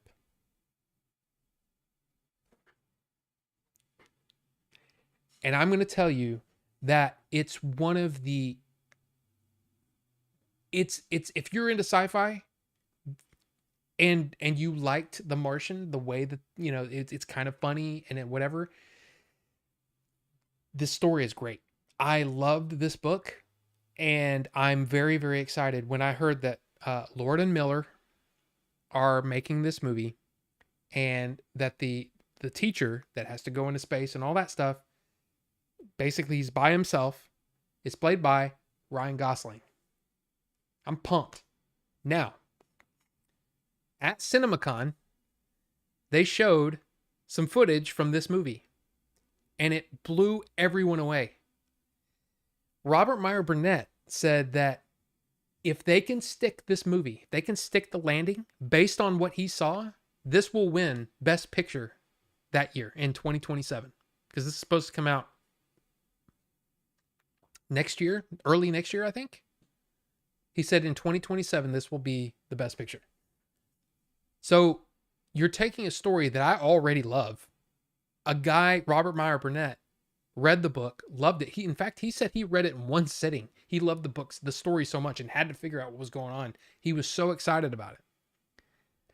So when he's watching this presentation, blown away by it, he said the designs are amazing. Ryan Gosling is perfect. And if they can stick the landing, this will be Best Picture in 2027. I was like, whoa, dude, that's some big praise. But not only did he say that this is the Robert Meyer Burnett said this is the movie that he's looking forward the most out of all the movies that were shown. I mean, they showed a bunch of movies. Again, all the different studios come in there to show off their stuff. This is the one that he was most looking forward to. He also said that Amazon MGM had the had the absolute best presentation, and this was their first CinemaCon. So this was the first time they ever did anything like this, and he said they knocked it out of the park. He said it's out of nowhere, Amazon MGM is going to be playing with the big boys. So I think that's cool news. Now, again, CinemaCon, there was so much stuff. There was so much stuff shown. They saw Tron Ares, which we'll talk about here in a minute. They saw footage from the new Avatar movie, which was, they said, blew them away. We talked about some of the other ones last week. I don't think they didn't show anything from the Odyssey, because the Odyssey will be coming out next summer, and they usually do CinemaCon around April. So probably next CinemaCon, they'll see footage from all these movies. But they also screened a movie. They screened How to Train Your Dragon, the remake, the live action remake. And they said it was great. They said it was great. And a lot of people are mad about How to Train Your Dragon. Some of you might be mad about it. I don't know. I kind of think of it like this. A live action remake is kind of like, you know, you have a CD or something that you really love, and then you go see that band live. It's a completely different experience. And one can be better than the other. But that doesn't mean that you should be exclusive to one or the other. You know what I mean? So to me, it's like, yeah, they did an animated movie, and it's something like 17 years old now. There's a lot of kids that probably have never seen How to Train Your Dragon. So they come out with a new live action version. This will be their version of How to Train Your Dragon. And they said it was great. They said it was really, really good. In fact, some of them got a little teary-eyed at the end. So yeah, but CinemaCon, if you're interested in the whole thing, I didn't want to go through the whole thing, because it probably would have been, it's like you're hearing from a guy that heard from a guy, instead of, you could just, like I said, you could go to the source, go to somebody who went to CinemaCon, listen to their kind of breakdown, and see what you think. But it sounds exciting. And the other big takeaway for me, just watching all this stuff, is that there are a lot of smaller budget movies. And the head of Paramount, I actually tweeted about this. I don't know if you saw this, because I'm not a big, well, I said tweet. I posted about this. I'm not a big X guy. Honestly, man, the internet bums me out. But Paramount came out, and they do, like I said, like a presentation. And a lot of it is the status of the industry. Like, how are we doing? But he said, this is Paramount's advice to movie theaters. Limit the number of trailers. Yes, I'm tired of going to a movie and having to wait 25 minutes or longer to see the movie. So he says limit trailers, because here's the thing. You might be thinking, if you're a movie guy, a movie theater owner or whatever, you might be thinking, hey, the more trailers I show, the more movies they'll come in later. No, that's not the way it works. I'll remember one or two that I saw.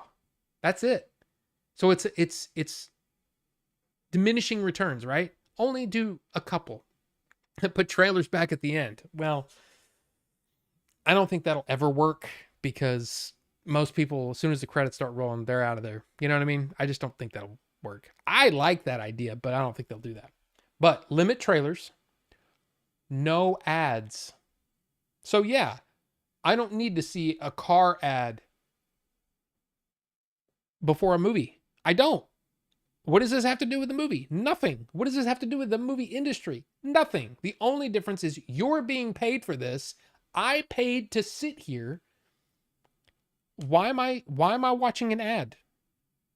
Guess what? I don't pay an ad, well, at least me, because my wife hates commercials. I don't watch ads at home when I watch a movie at home. If you're trying to make me excited at coming back to the theater, maybe no ads. He also says matinee pricing until 6 p.m. And he also said discounted tickets, because a lot of, theaters have like a day where all the tickets are discounted. He said discounted tickets on multiple weekdays. And I tweeted it out and I said, hope you're listening, Cinemark, which is probably the movie theater that I go to the most because there's one close by. I said, movies starting 20 plus minutes after the show time, after the start time, has to stop. And then I also said, and trying to convince us that seeing a movie in the theater is the best way to experience a movie while we're sitting in the theater, absolutely pointless. Because we've all seen those, right? If you're not watching blah, blah, blah in a theater and you're just watching it on a phone, well, you're a dumbass. And I'm like, I'm already sitting here. I know this. Why are you preaching at me? I'm already here. So anyway, I just thought that was cool of the Paramount guy to say that. So yeah. Hi, Vinny. Hey, gang, I was just honking out a dirt snake and figured I'd stop in. Wow. Alejandro Marquez. Hello. What film again could be the best film in 2027? This one. This is the one. Because this is going to be an Amazon movie. Amazon MGM movie. Project Hail Mary.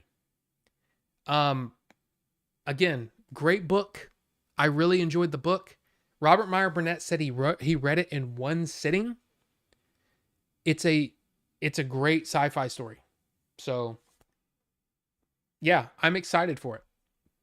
But I'm also, since we're here, I'm also excited for this. Did anyone see the trailer for Tron Ares?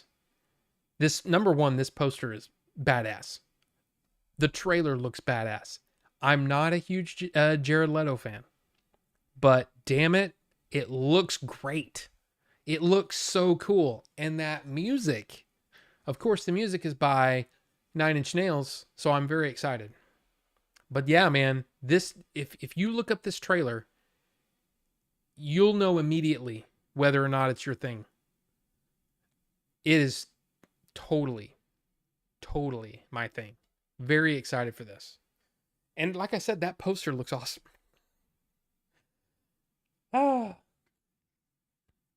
The trailers and ads are too much. I don't want the theater subscription. Yeah, exactly. Stop it. Just stop that crap. Let's see. Wait. Let me do that and then do this. Pretty friggin' excited for this movie. Leto can be weird, but he can also be super awesome in the right role. The soundtrack. Oh man, I'm so excited for it. Not Gary. Dude, I know 9 Inch Nails is coming to town and there's a pretty good chance I'm not going to be able to go because the ticket prices are insane. But yeah, this trailer looks great. This brings to mind how we used to see the credits in the beginning of films back then. Now they're at the end. Well, it depends on the movie, really. Sometimes they do sort of like, all the like the production stuff at the beginning and then all the post stuff they put at the end, so like a lot of the special effects and visual effects and all that kind of stuff, that's usually listed, the technical, but usually you still get, like I keep thinking, I guess one of the best examples is Terminator. The first Terminator, right? Comes up with, starring whoever, and then you get the producers, you get the writers, you get the director, right? And then you get the title of the movie, and then you go on. And then you usually don't see the rest of the cast and the rest of the crew until after the movie. But some of them, they just put the title up and then you're in the movie, So it depends. I think it depends. But I'm not really fussed either way, actually. But Chris, what's going on, sir? I usually only see movies in theaters when it's the discount days with cheaper tickets or popcorn. Yeah, I mean, I gotta say, yeah. But again, I will say this as somebody who doesn't really have an AMC that close. But if you have an AMC, you ought to look into that movie club or movie pass, movie AMC Plus, whatever it's called, their subscription thing, because it's 3 free movies a week, which is insane. I think in the major markets it's like $25 or $28 a month, but in mine, like I live in Dallas Fort Worth, right? Pretty big market, but not like the big markets. It's $20 a month, and I get 3 movies a week. It may be worth it just for that. But then you also it's going up a little bit. I think it's going up a penny here in Dallas Fort Worth. It's going up a penny, and now you get 4 movies a week. And that's one of those things where it's like, okay, number one, I don't see how they're making any money on that, and number two, that's a badass deal. So you might want to look into that. It's pretty damn good.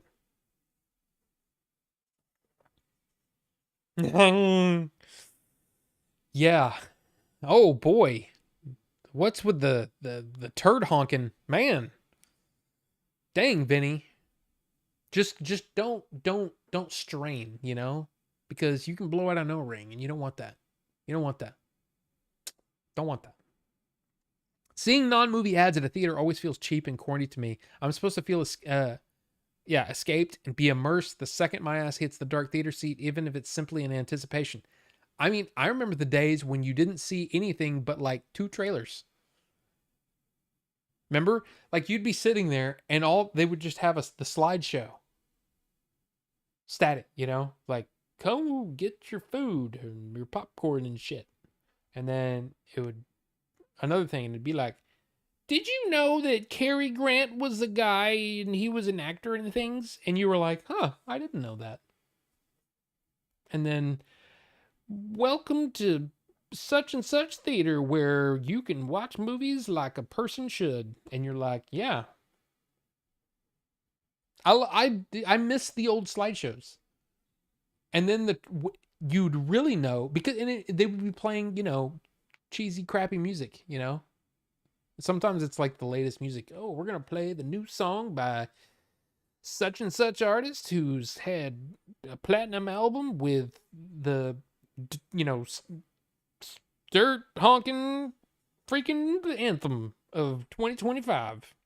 Here's, Don't Put It in Your Butthole by Pickle Farmers.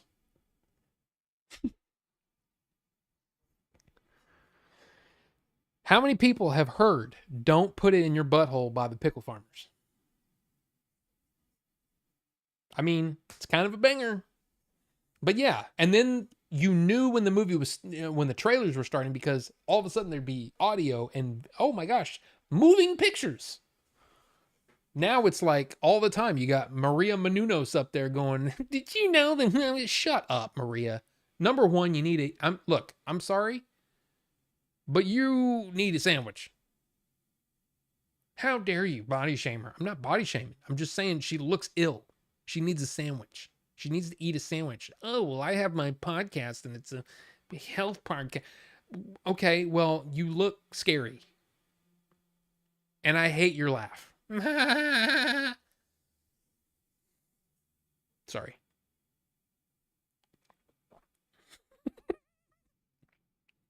Don't Put It in Your Butthole by the Pickle Farmers. Yes. I hope the dirt snake action turned out all right. Yeah, another Tron. It's gonna be cool. It's gonna be cool. At this point, I purposely show up 20 late to the theater, and I still see trailers. I know, and I think that's bad. That's bad, because think of Marino Menounos, Dan Marino Menounos. All right, let's give this another shot. We've had a few minutes to let it, do its thing, sit there, and just look like it's full.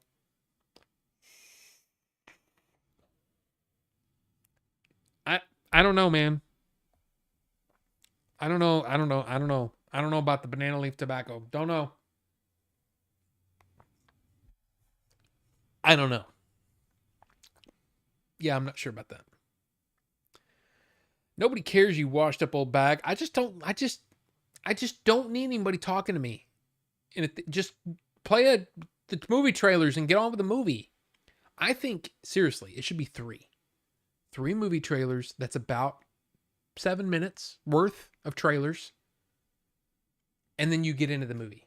Because here's the thing, again, if you see 20 trailers, you are not going to remember what trailers you saw. I don't understand the thought process. Let's put these people into a stupor before the movie that they paid to see, by the way. Before we play the movie, let's show them all. I hate it. I can't stand it. The worst one was the Frozen Christmas special going on for 27 minutes before Coco came on screen. Disney messed up. I didn't know about that. I didn't see either one of the Frozens or the Coco. Maria Manos, The Hands of Fate. Damn you, Maria Manos. 3 is fine, but not trailers for TV shows on Amazon. I agree. Why would you want... I don't understand that at all. Like, why would you want to show your competition? You mean I could be home right now watching... Yeah, spell that. I could be home right now watching...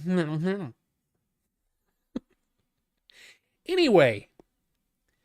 So, I saw another trailer today. I don't think I actually put it on...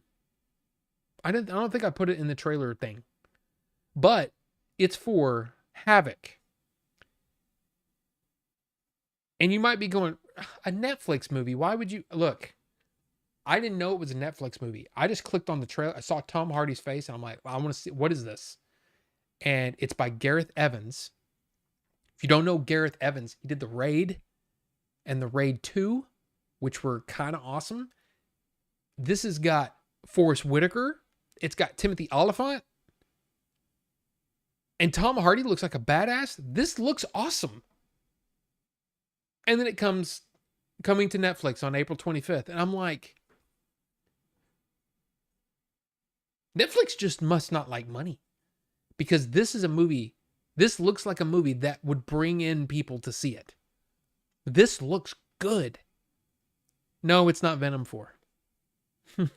I could be home watching Nyam Nyam.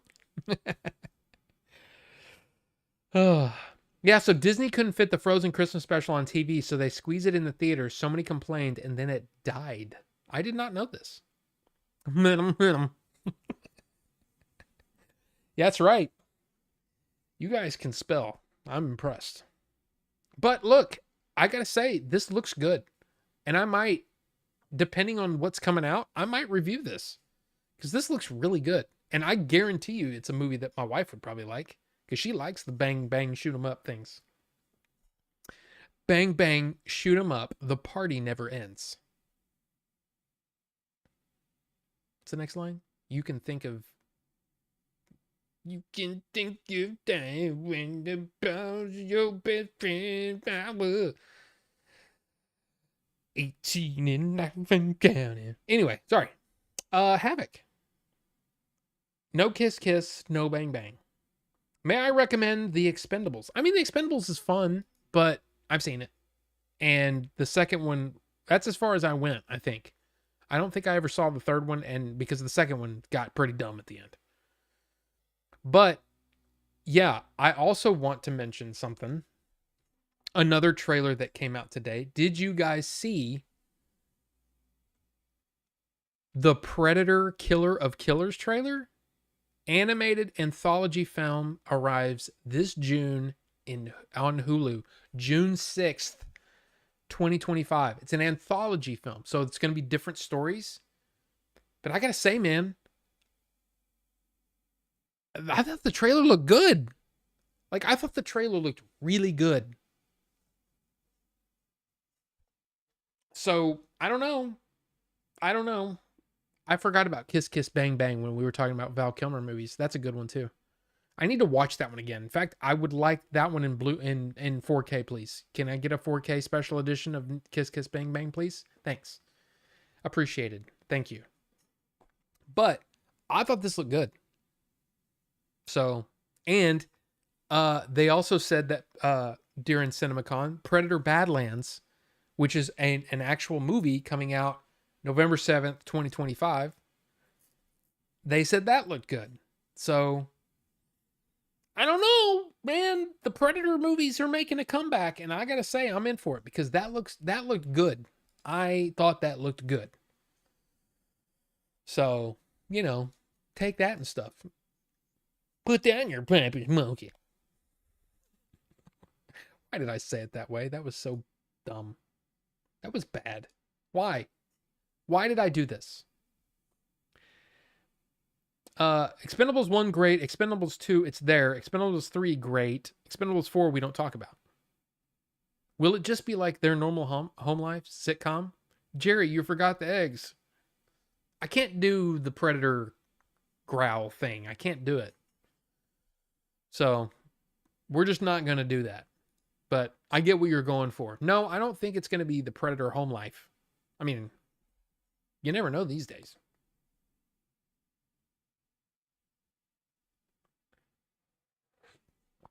I need to come up with a okay. You know those little audio stingers? Like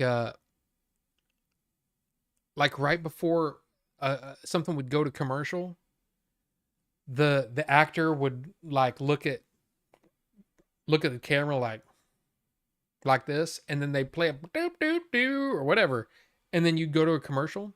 I need to do that so that if I want to do, it's like if I want to say something cheesy, I can just look at the camera and go like that, and then hit a button and it'll zoom in on my face and it'll go doo doo doo, and then we'll just go back to doing what we were doing. Do we need that? I think we need that. I don't know. Just steal the Seinfeld sound effects? I don't know about that. I'm scared, man. I'm scared to do the stealing of the that stuff. I don't like you're talking about I don't know about that. I don't know about that. Maybe if I found one for an old sitcom that nobody cares about. Skewer. What is that? Oh, come on. No.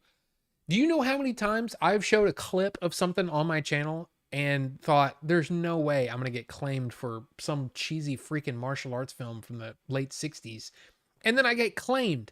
My whole stream gets claimed. And then I have to go in there and edit mute it so that nobody else gets to enjoy it on the replay. I hate that.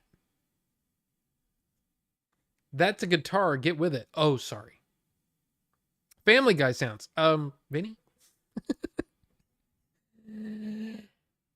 Something else, maybe. Something else.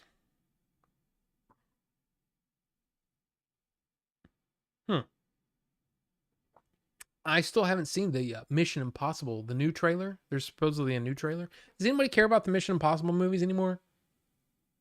I think The Final Reckoning looks great. I like those movies, so I want to see them. I do. But so we got coming up before the next stream. Because again, we're not streaming on Tuesday. We're streaming Wednesday night. And it'll be later, like 9 p.m. start time, I think. Something like that. So 9 p.m. start time on Wednesday. We'll probably go to midnight. Being all late and edgy.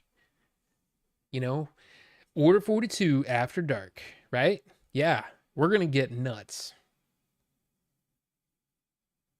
There's probably going to be copious amounts of nudity. No, there won't be. There won't be. I don't even want to joke about that because it's just, no, it's not going to happen. Nobody wants to see that. Nobody. But anyway, Yeah. So, yeah. Couple of things that are going to happen between now and then. I'm going to review the movie Drop that comes out this weekend. I'm seeing that Thursday. Regular Friday, Saturday, Sunday shorts and all that kind of stuff. Monday, kind of a day off, not really, whatever. I got things to do. Tuesday, going to watch The Accountant 2, April 15th, The Accountant 2. If you want to go to an early screening, there are probably still tickets available to see The Accountant 2 on the 15th, early. You get to see it early, like me. It's just they do that all the time, like early fan screening thing, That's how I'm trying to review these movies. I'm trying to review them and get those reviews out as quick as possible.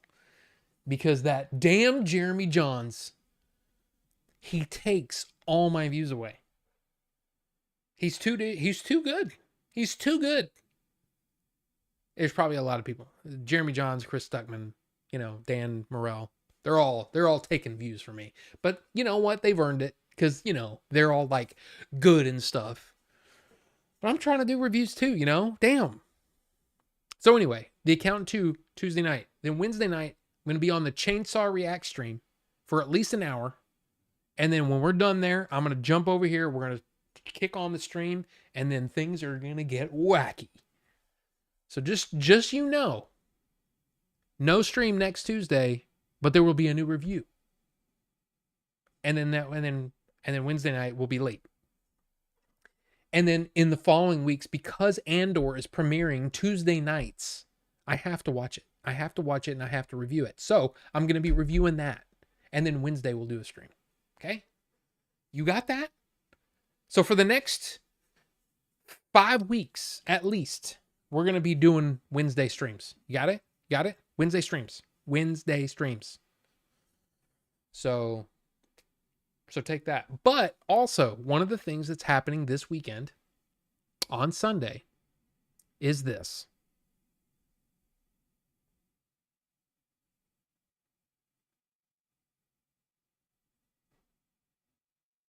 Does anyone care about Last of Us Season 2?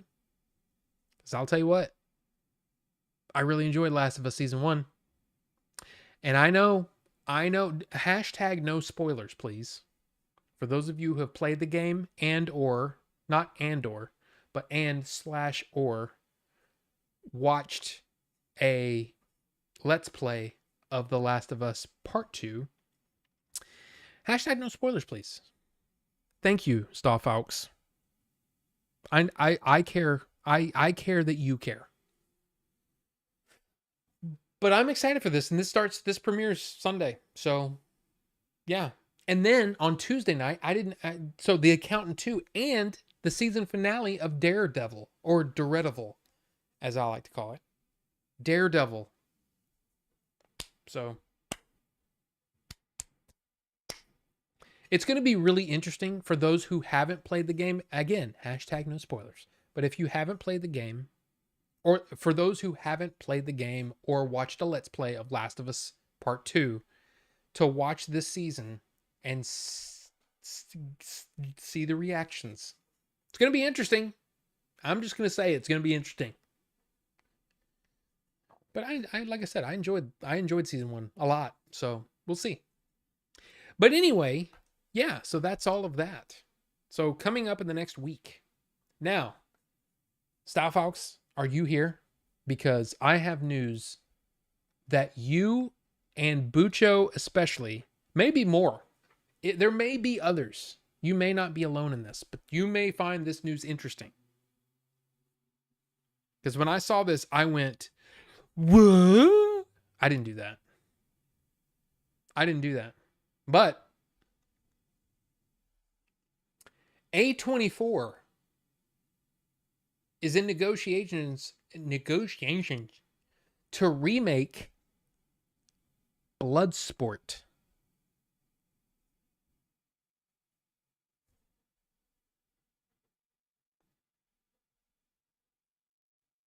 They're going to remake Bloodsport.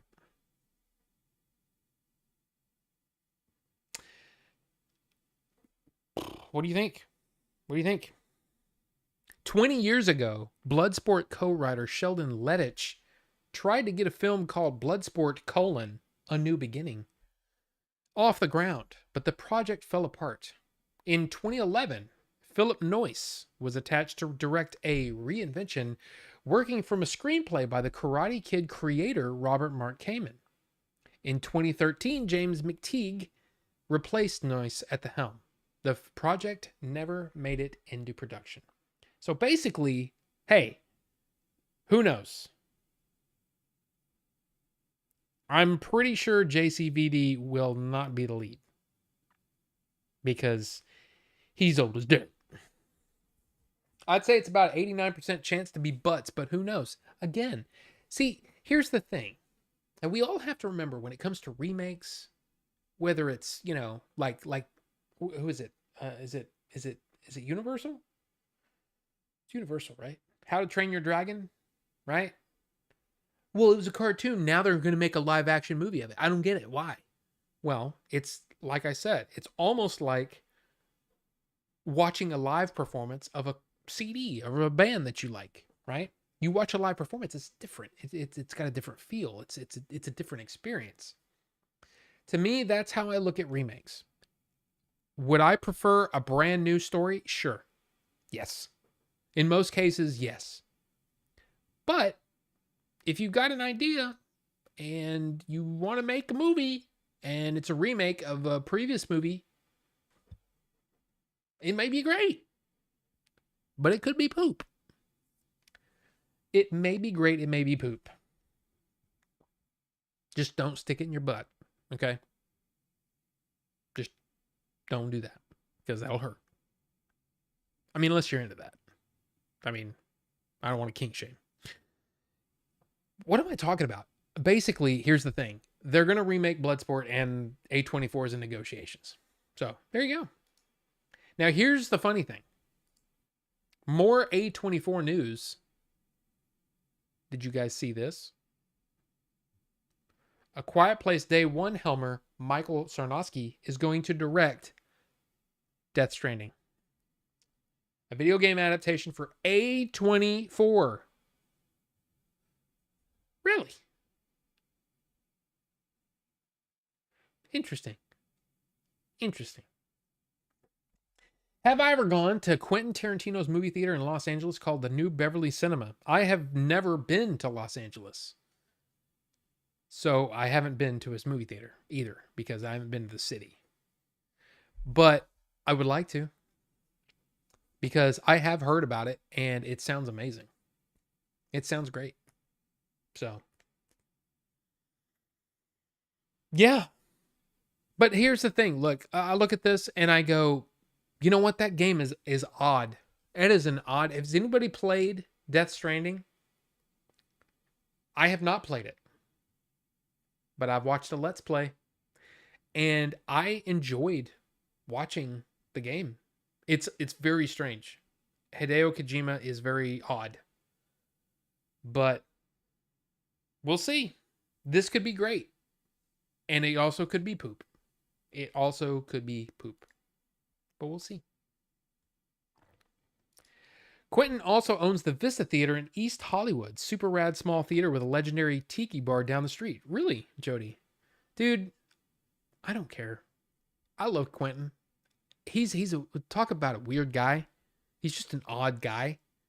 I really like his his movies are great. I love the way he films. I love the way that he writes. And I can almost if he gave even just a fraction of a percentage, okay, maybe just a fraction, 30% of what he gives to movies in on a movie to the quality of the cinemas, I bet that would be awesome.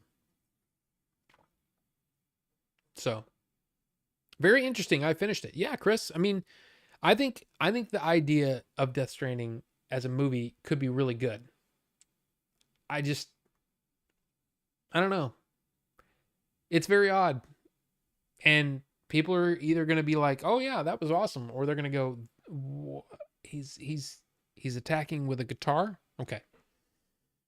Is he going to attack with a guitar? The bad guy? Troy Baker? Is it gonna be Troy Baker? Is it gonna be what's his face? Uh Walking Dead guy. What's his name?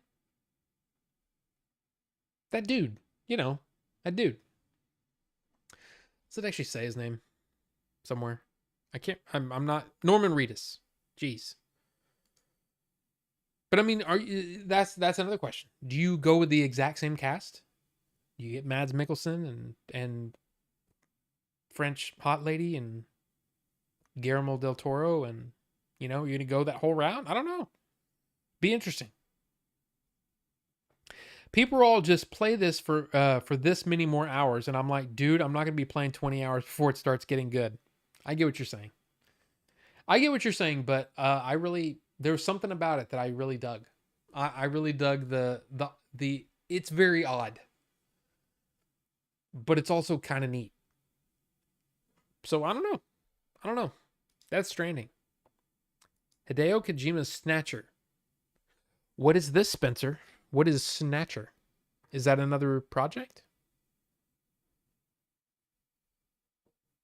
I don't know what that is.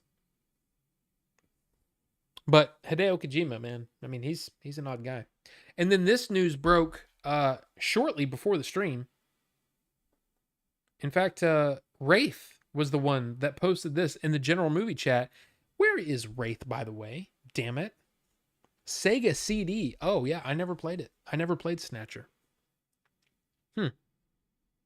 Think of Blade Runner, you get the gist. Hunting replicants. Okay. Interesting idea. But there's also this. Legendary circling Robert Pattinson for a new role in the upcoming installment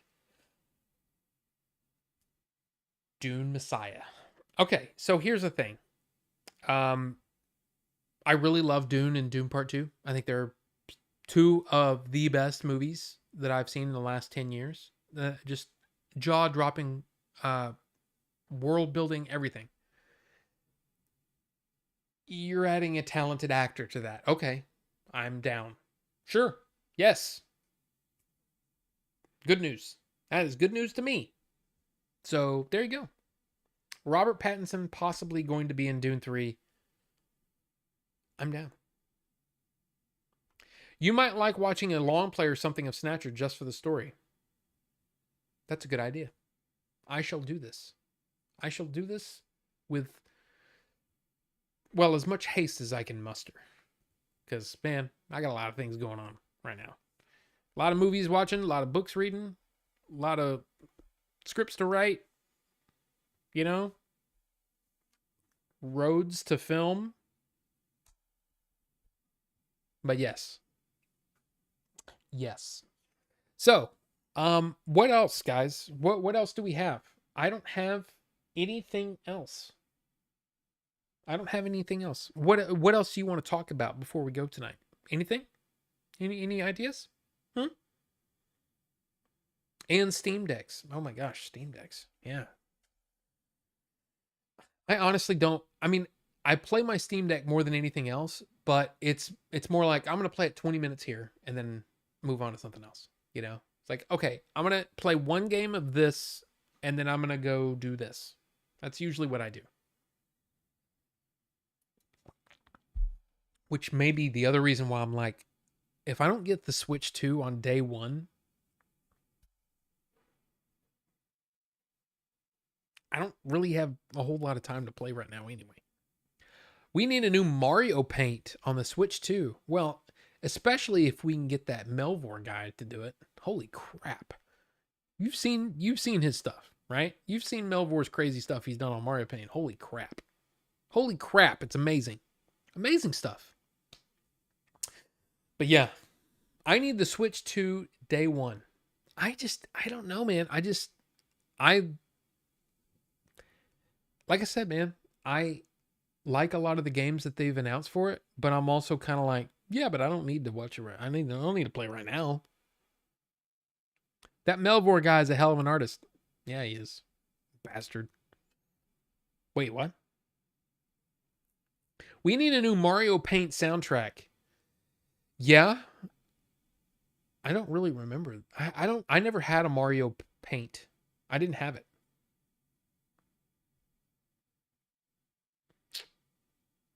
Yeah.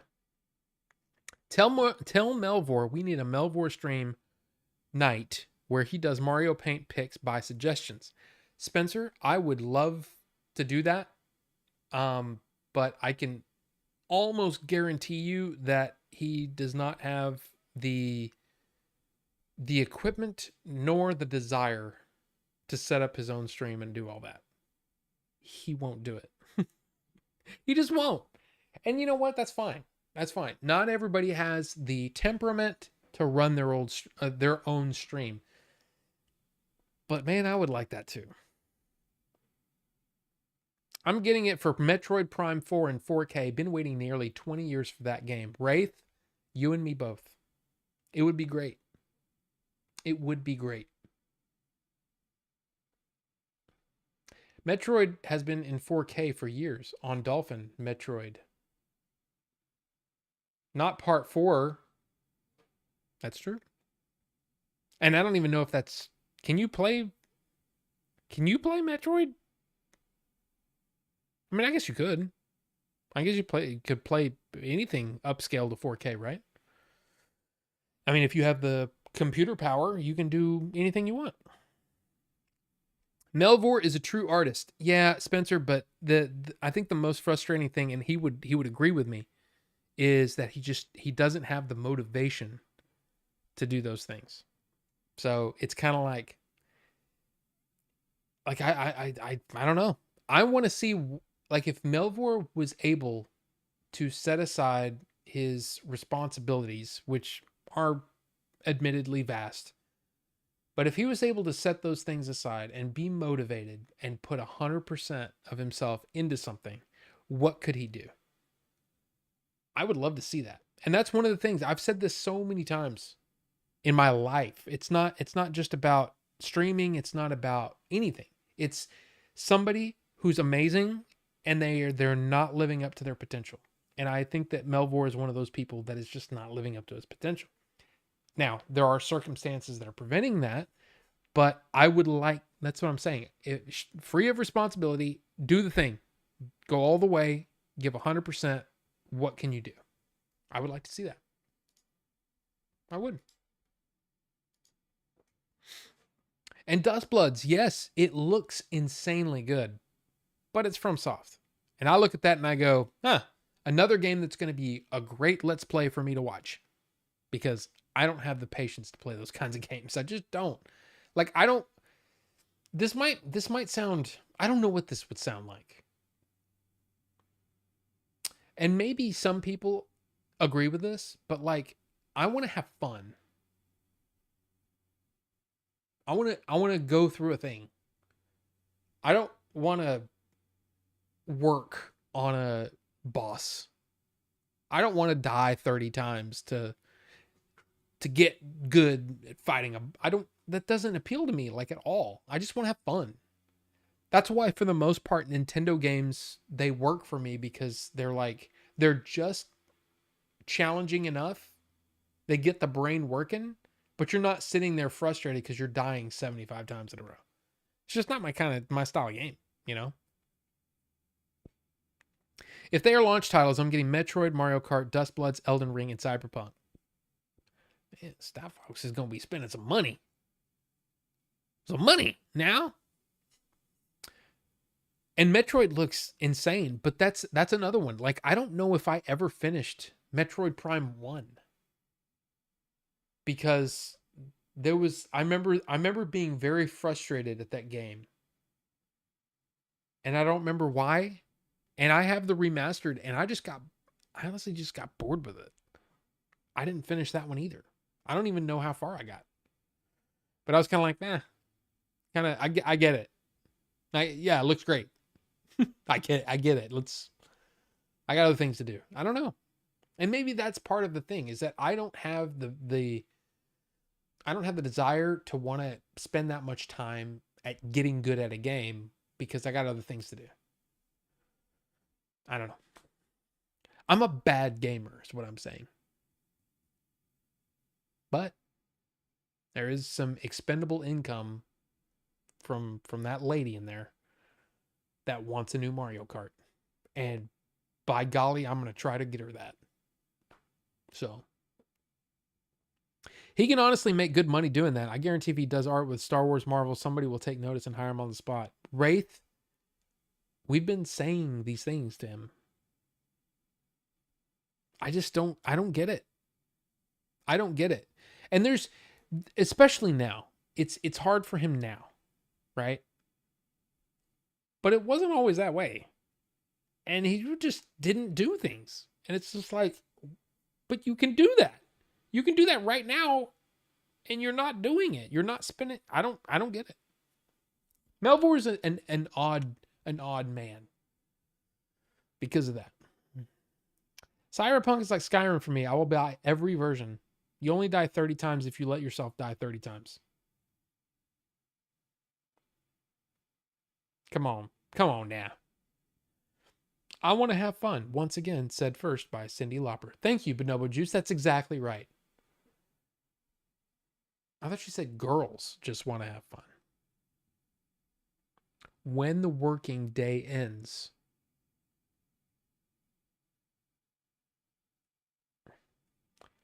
Anyway. If you want a fun game that's challenging enough but not from Soft Hard, then get Another Crab's Treasure. I've actually heard of that, and I've just never played it. I mean, okay. The perfect amount of fun, challenging in the right way. Astrobot. That game was so much fun to play through. But then some of those timed things and some of the ones where, you have to go through this entire thing. I don't need to do that. Yeah, but you get the little collectible. I don't give a shit. I want to have fun. And dying over and over while these things kill me over and over, it's not fun. Do this crazy platform thing that's super extended. Yeah, exactly. Stop. That's not fun to me. So I played through the game. I beat the game. I really enjoyed myself. I thought it was great. Totally worth the money. And there's so much stuff. It was like, man, that was really ingenious. And then I move on with my life. That's it. I don't need to unlock every single thing. But anyway. Dude, play 1, then play 2 on GameCube and 3 on Wii or Wii U. I don't have any of those things. I mean, I have the remastered one, and I think I have the second one somewhere. But I don't have a lot of retro systems. I don't know if I can play those. Metroid Prime goes on and on when you got to collect all the artifacts in order to get to the final boss. Yeah, that one I don't know. Like I said, I was like, yeah, I get it. This was fun. I probably shouldn't have bought it. I probably should have just watched somebody play it and just go, oh, cool, click, move on to something else. But he can just play Prime Hack on a Steam Deck. Yeah, I could. In fact, absolutely. I could install all of those. Yeah. Melvor is an international man of mystery. He is a super national man of mystery. Has he been out of the country? Did he go with them to Norway? Is that where they went?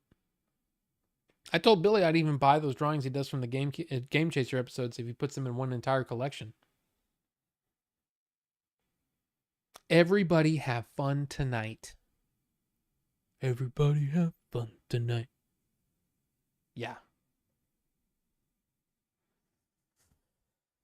Grab your baby by the butt.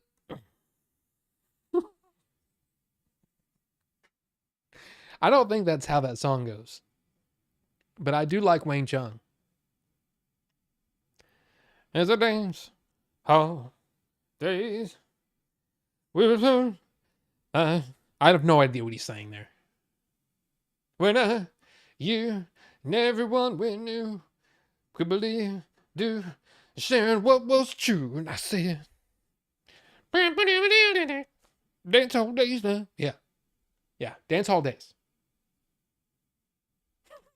Everybody went to tonight. Anyway, man, the later levels on Astrobot are, yes. For me personally, Astrobot makes me want to keep going. Yeah, but after you die over and over and over and just like, I got things to do. I thought I was going to make it through things, but now I'm just dying over and over because I can't get past this. I'm done. I move on with something else. I hate Souls type games, but I gave Elden Ring a chance. That game is a masterpiece. Jody B, there are so many. You know how close I've been to buying Elden Ring so many times? And yet I've also seen videos of people rage quitting it because it's just like, I can't beat this. And no, I'm done. I don't have that kind of patience, man. I never have. I never have. How many games have I purchased and I go, nope. I'm so done with doing that. Metroid Prime 4, I would only be buying to try to experience the graphics as best I can. And hope that I can do the thing. Now, I don't know. I don't think any of the Zelda games are that challenging. That's about as close as I get to want to be challenged. And in fact, what is it? Thunderblight Ganon? I had to quit. I was so mad in Breath of the Wild Thunderblight because it was like, how am I supposed to beat this? And I went, F this game, and got up and in fact, I think I came back the next day and then beat it in like 4 minutes. It was just like super easy. But it's just like when I get frustrated, I'm not having fun, I don't want to play anymore. It's like something switches off and just goes, you're not having fun, you should be doing something else. And so I do. So I know that if I bought Elden Ring, that's exactly what would happen. I'd get to a point where I'm like, screw this game. And I don't want to play anymore. I don't want to play anymore. I'm just that guy. I would take my toys home.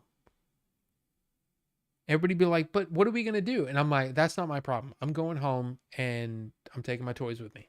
So F you guys.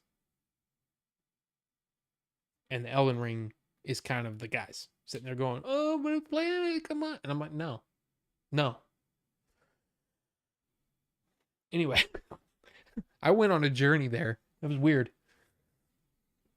Elden Ring is awesome, but it's so massive of a game. I forget George R.R. Martin wrote that, not J.R.R. J.R.R. Tolkien. George R.R. Martin. But yes.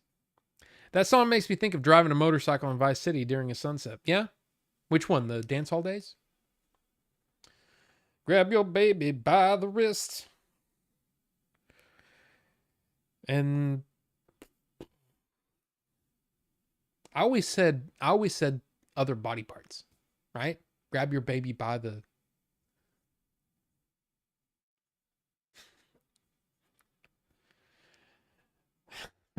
I'm not going to go there. But you get what I'm saying. I would just say funny body parts because I'm a child in my brain. And in her mouth, I ram my fists. That's great. Especially the way I was singing it all. Whatever. That's great. And in her mouth, I ram my fist. She's bleeding from her sparkling eyes. And then I eat a bunch of fried pies. Dance all days. Yeah, exactly, Star Fox. Exactly. Anyway. Gosh, that was funny. I do like the lore of that game. Would you buy a game that's based on Tolkien's work? I've bought Shadows of Mordor or whatever. I think that somebody recommended that to me years ago now. It's still sitting on my PlayStation. I still haven't played it. It's just, I don't know. I just haven't.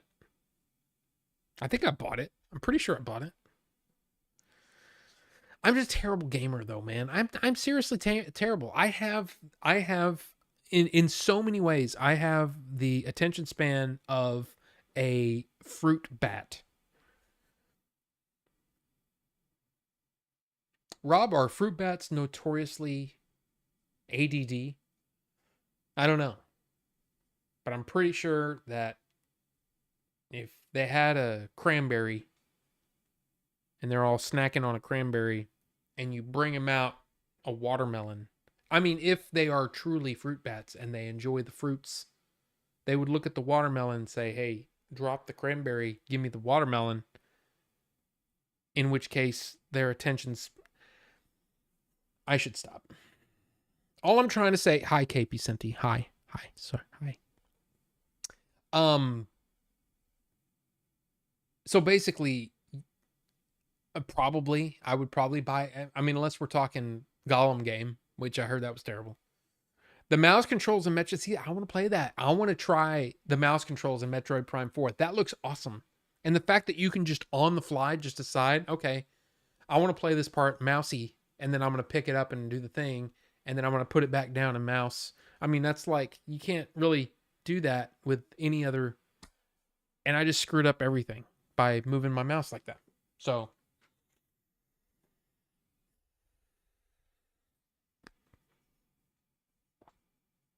Anyway, I lost count how many times I beat Elden Ring, but you can make so many different types of fighters, so I keep making new characters. Yeah, but it's like once you get, I'm sure you are way more of a gamer than I ever was.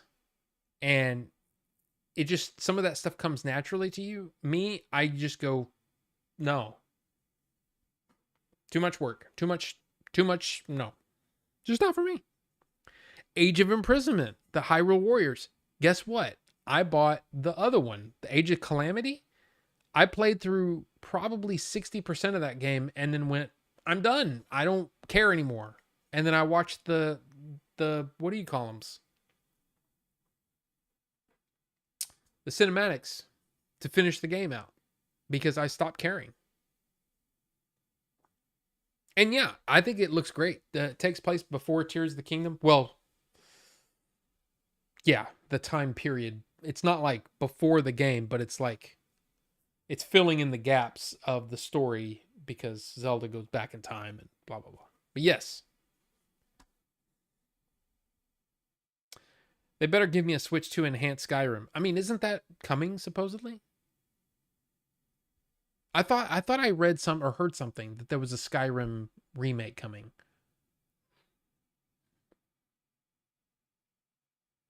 Yeah, To Live and Die in LA. Yeah, see, that's another movie where the first time I watched it, I went, yeah, this is okay.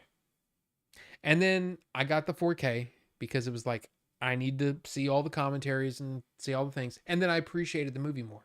I still don't think it's great, but I do appreciate the movie. And yeah, Wang Chung is awesome. Me with all the Switch games I have. 3 of them? You have 3 games? Hi, KP Senti. I hope you're doing well. Excuse me. I already had mouse controller controls on Cyberpunk on Lenovo Legion Go. Yeah, but if you watch some of the stuff, it looks so different.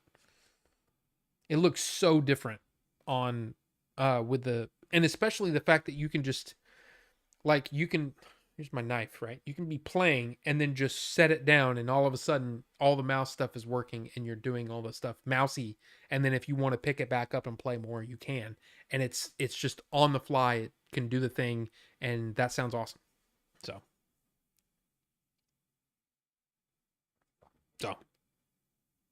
there were plenty of times I just said F you and just turned off Elden Ring, then went to play something else instead. Yeah, see that what I would do is I would shut it off angrily and then do something else. I don't know. I wouldn't play any more games. You see, that's the thing. It's like when a game makes me mad, I'm usually like, I don't want to play anymore. Like anything. I want to do something that's going to make me happy. I don't know. I'm a baby, okay? I'm a baby and I have a short fuse when it comes to difficult games. So I keep wanting a better living room setup to play games while knowing it won't get better anytime, so I never play games. Well, that's strange, but I get what you're saying. Malekith was kicking my ass. Yeah, I've seen that fight many times and was like, I don't think I can do this. And the stuff with timing, with that kind of split second, you have to be really, you have to hit the parry at the right time or the dodge at the right time. I would be terrible at that. I got really good at it with Breath of the Wild. I went, in fact, we did streams where I would go Lionel hunting, Lionel and what's the other one? Guardian hunting, and it was fun, and getting the shield parry just right, because you got to get that just right. But the one where you could do the my favorite was learning the shield. What is it? It was like a flip, and then you're on a shield, but you could dodge the Lionel things that way, and it just looks cool. So learning that stuff, that was fun. I put so many hours into Breath of the Wild just because everything worked. Everything was like that perfect, fun thing. And some of that stuff would get really challenging too. But for some reason, that one just always hit it was like that. It was just right porridge. The just right porridge. Zelda is the just right porridge. Rob 2025. Yes. 5. I think I have only a handful of physical games. I have a ton of digital games because April has bought a lot of games, and I bought a lot of games. Like I'm a sale guy, right? I bought the Final Fantasy remaster when it was on sale. I bought all kinds of stuff. I have all kinds of games, and I guarantee you I haven't played them anywhere close to all of them. So it's kind of like, when they have people talk about their backlog, right? I have a crazy backlog when it comes to games. Crazy. And yet, and all the backlog that's on the PlayStation stuff, right? All of it. I have so many games in backlog. It's crazy. Someone's remaking Morrowind and Oblivion with the Skyrim engine. They made a lot of progress. I'm stoked for those 2 remakes. And supposedly Bethesda's remaking one themselves. I remember way back when you would get pissed playing Star Wars Battlefront. Oh yeah, dude. That was that was 2017, right? And that was on my Rob the Idiot Twitch stream, because I thought I'm going to be a game streamer. And then after a while I was like, I can't do this. I suck at video games. How am I going to be as a game streamer? I can't do this. And that same computer that I bought back in 2017 is still sitting here and hasn't been turned on in months.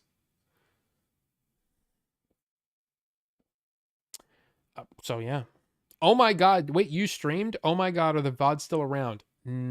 Probably not. Because I think back then the rule was, let me just see. Can I dox yourself? Okay, We're glad to have you in. Beep. Shut up. Let me see. Channel. No thanks. Are you sure you want to opt out? Yeah, I don't care because I have 13 followers on my Rob the Idiot channel. Videos. Looks like you don't have any videos. I don't think, dude, I had barely any. Hey, look, Filbert's streaming right now. Filbert. But see, I had a lot more on my Order 42 show Twitch.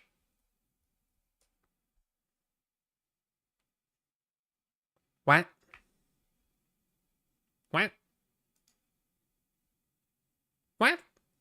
Don't I have what? What?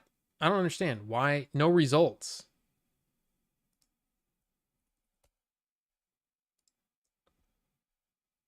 I could have sworn it was Order 42 show. Wait, did I follow? You can see who I follow on here.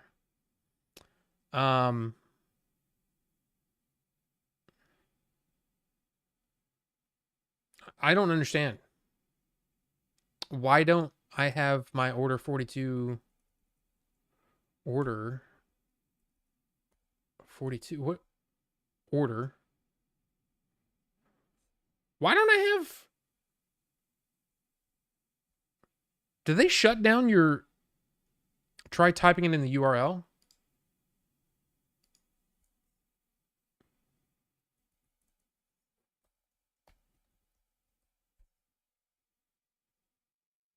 Oh, there we go.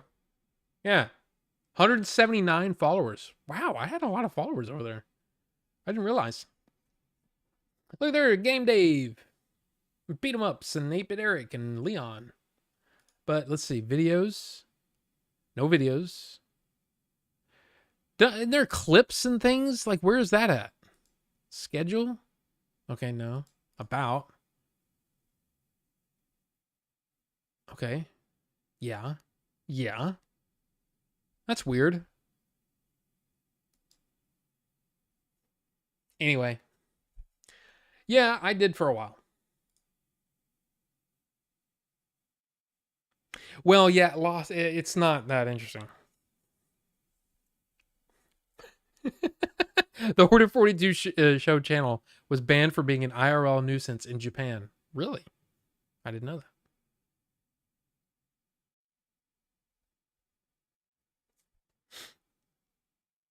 that. Let's see. Wait a minute. Let me go back. Great Times of Battlefront. Breath of the Wild and Cyberpunk are my most played modern games, as well as Skyrim. So we got a Predator animated movie. I'd like to see some with aliens and a proper AVP animated miniseries. Yeah, we did we talked about the Predator thing earlier. It's pretty cool. But yeah, I think the new rule is 2 weeks, unless there's something that you can do in the and it's something that I never did because it was like, does anybody even care? Because what I was doing at that time was I was doing I would do interviews with people from movies, right? So anybody that I could get a hold of, whether it was, I had, let's see, an assistant director on, I had our our producer on, talked about what he did on the movie. Of course, I had Eric and Billy and Jay and Chief and anybody I could get, Jim, Dave. They were all on the Order 42 show back in the day. And then I put those streams up. In fact, if you look at my YouTube channel, you should be able to, if you go back far enough, you should be able to find some interviews. In fact, I think there's a playlist with interviews. And you can see all the interviews I did. Some people, like I did there was an animated movie that was on Netflix. I got that director. That was cool. I had some visual effects artists, of course, Yoshi, on there. I had, who else did I get? Oh, Joe Ockman, who's a voice actor. Very cool. I mean, great personality. And I mean, he did stuff like Red Dead Redemption, and he was one of the guys in Star Wars Visions. There's a lot of cool interviews from back then, but Game Dave's on there. Yeah, I remember him saying, "Yeah, we need to keep it pretty clean." I'm like, "Oh yeah, no big deal." And I started off with some kind of joke, and it was like, I was like, "Sorry, I didn't mean to immediately go for a dirty joke, but I did." But yeah, you can see that is back there somewhere. Yeah, I forgot the name was Rob the Idiot. Glad you gained the confidence to drop that name. Well, it was more like I was trying to come up with a name that was memorable, that people would remember, right? And at that point, it was like I almost basically killed myself with popcorn, right? So I'm an idiot.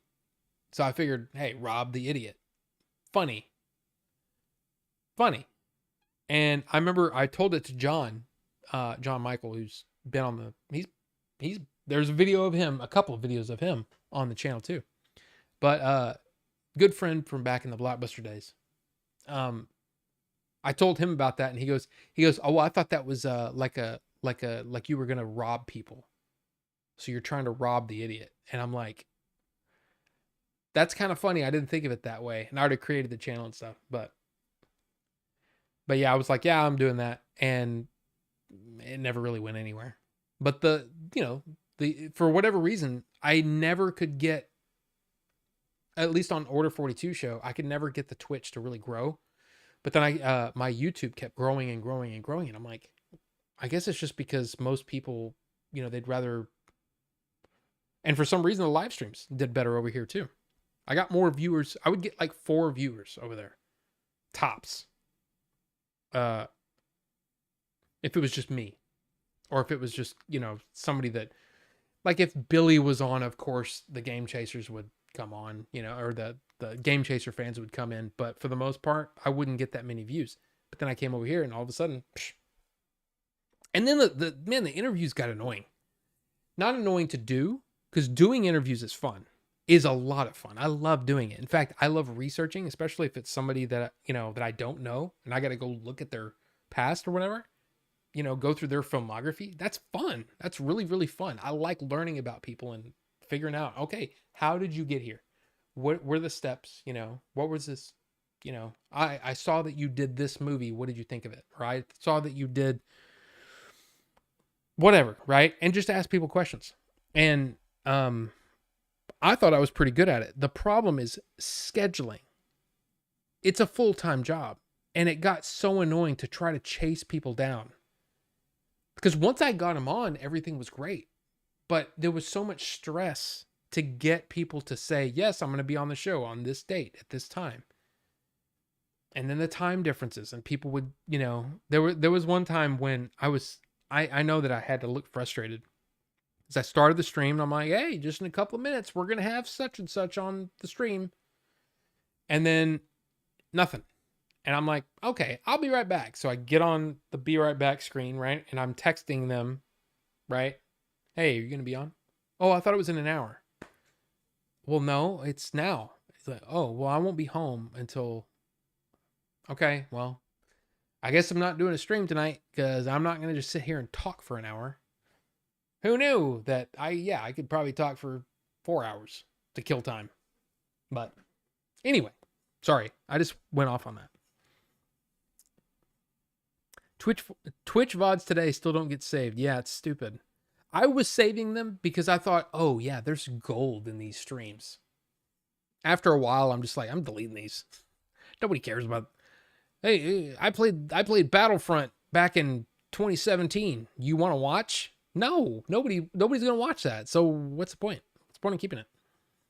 I also have like 700 hours on Monster Hunter World and a few hundred on Monster Hunter Rise. Wow.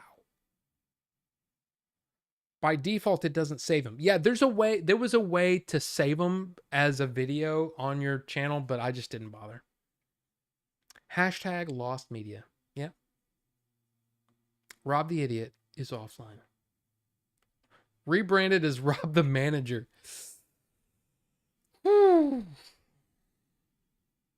Yeah.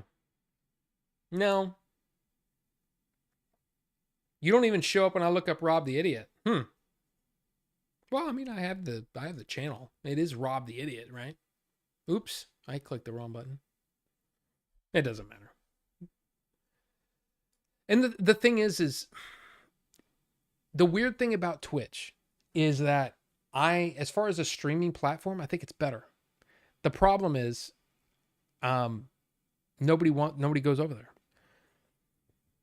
So I just don't. I don't know. I don't even think it's worth streaming over there anymore. I mean, if I was gonna say, hey, I'm gonna start playing such and such game, and I'm gonna play it over here on Twitch on this time slot, then yeah, maybe. But I don't have a game to play. I mean, honestly, I could probably, if I get the Switch 2, I'll say this: if I can get the Switch 2 week 1. I was thinking I could play Breath of the Wild over there. Cuz I'm not bad at Breath of the Wild. And I do voices and such when I'm reading the stuff. It's fun. In fact, I think there's some Bucho did like clips or like almost like a little compilations of me playing Breath of the Wild, me doing crazy voices. It's kind of fun. It could work. But no, I mean, it's gaming is not gaming and talking and trying to be entertaining is just not my thing. I'm not good enough at the game for people to watch me game. And because of how my brain works, I almost forget that I'm streaming and I'm just playing the game. And then I'm like, oh yeah, I got to be entertaining. Boop. And nothing happens and it's not that funny. But when I play Zelda, I was so good at Zelda that I didn't have to think about it and I could be a little more entertaining. I have so much of your content to binge through. That's what I thought, Rob, as stealing. You thought Rob is stealing. I got you. Rob the idiot. Yeah, like Twitch Prime. Otherwise, I'm just robbing the idiot. Sub to Order 42 show, whatever. Or sub to Rob the idiot. I'll say this, KP Senti. If you want to watch some of my old videos, great. But man, I got so much better. In my opinion, I'm not anywhere as good at editing, or I wasn't as good at editing. I wasn't as good as talking to the camera. All those things I got better and better. I mean, feel free. I mean, it's there if you want, but I don't know. Rob the idiot. Ask that fool. Yeah. Oh man, dude, those Battlefront games. I remember some of them. I would get so mad, and I'd be like, "All right, well, I think I'm gonna shut off the stream today because I'm mad." So bye. I don't know. The almighty algorithm and user training never ceases to amaze me. So yeah, KP Senti, you're commenting things. I'm sorry, I don't know what you're talking about. I agree with you on Twitch, but I like how the users are trained and the type of interactions are on Twitch. The thing that I love about Twitch is you get so many more emotes, right? In fact, I'm curious. Can I look at that? We now have 26 members on this channel, so we should totally be able to get some more emotes, right?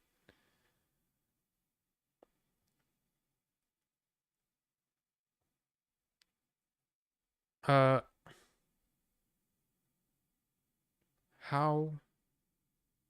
customize levels, edit emoji.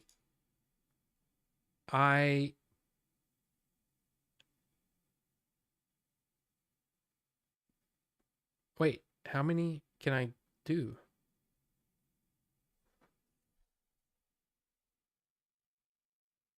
I don't know. But the other thing is, that's really frustrating. Okay, so here's my emote for my face. And it's supposed to be me angry, and it's supposed to be slowly zooming in on my face. And it's not zooming in on my face, but when I look at it in the thing, I don't get it. Why? Yeah, better Twitch TV and you get more emotes. Yeah, absolutely. But it's not zooming in. It's not animated for me either. Is it animated for anybody? Can anybody see it being animated? Because I would think that I would be able to see it on a computer. That I would be able to see that, but it's not happening. So that's frustrating. So there's no animated emotes on Twitch. The hell? I mean, on YouTube, that's poopy.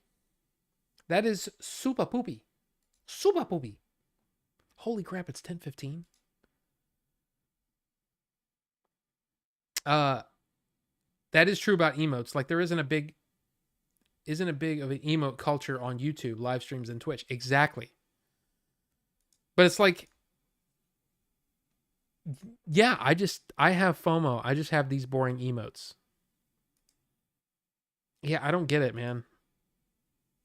Like I have my do the thing, and that's why I was like, oh, cool. And then they're not even animated. I can't even animate them. I can't animate them. But again, just to remind everybody, no stream next Tuesday. There will be a stream Wednesday night at probably 9 p.m., starting around 9 p.m., and we're going late. At least a few hours. And then the reason is I'm going to see The Accountant 2 early on Tuesday. Tuesday night. And then the following week, Andor starts. And I got to watch that. Got to review it because I'm a Star Wars freak. So that's going to happen. So it'll be on future shows for at least the next 5 weeks. Will be on Wednesdays. Okay. And go look at the what do you call them? The posts, the member posts over on if you're a channel member, and vote on the movie that we're gonna watch. I love movies. I really do. Now I'm gonna go see Drop on Thursday, so look out for that review Thursday night or something. Probably Thursday night. All I know is I'm ready for Minecraft May over on the Game Dave channel because I don't play Minecraft, but I sure do like watching it. In fact, I have Minecraft on this here Mac. In fact, I wonder if this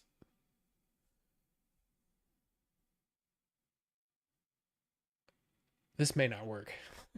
It's been so long. Where's my, I don't know. Updating Minecraft launcher. I'm going to take advantage of the No Tuesday streams to watch backlog of movies. Yeah, the Mac fan's going to start flying away as soon as you start Minecraft. I'm sure.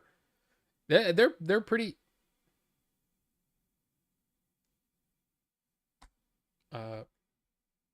allow?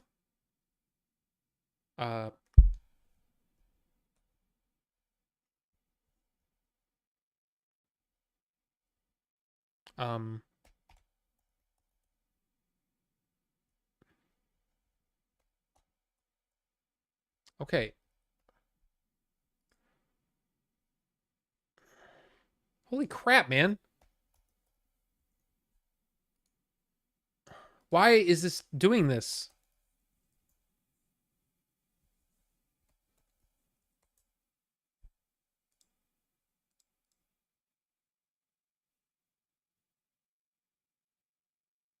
No. Holy crap, there's so many freaking pop-ups. Yeah, I mean, I could Minecraft on the other ones, but I just wanted to see if this would... Minecraft, I don't know the password. Wait a minute. It would be... I do know this password. I think. Maybe. Possibly? What?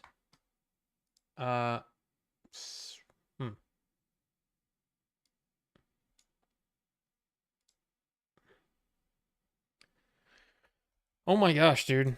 All the passwords, man.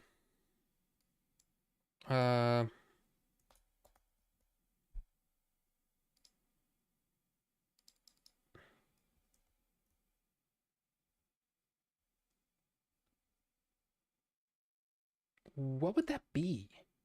I don't even know what that password would be. Enter the login keychain password.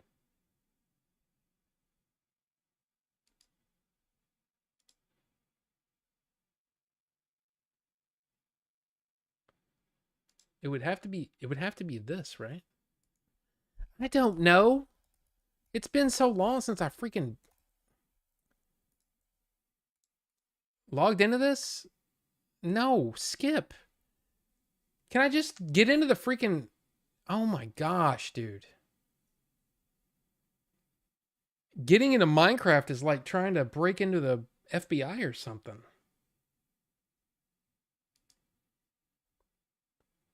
And why is it so... Okay, forget this. It's got to download another half gig or half terabyte of stuff. No, not doing this right now. Get out of here. Minecraft launcher. Force quit. Get out of here. Get out of here. The launcher is bad. Hate it. Yeah. Y'all didn't see all my passwords, did you? That would have sucked. You got to dust off that gaming PC. I don't know, man. I think it's got a 1080 Ti in it. And it's so... The processor is so old that I can't update it to Windows 11. So, yeah. If that gives you an idea. Did I scratch myself? Hurts. I'm gonna take advantage. Oh yeah, I already said that. Let's go.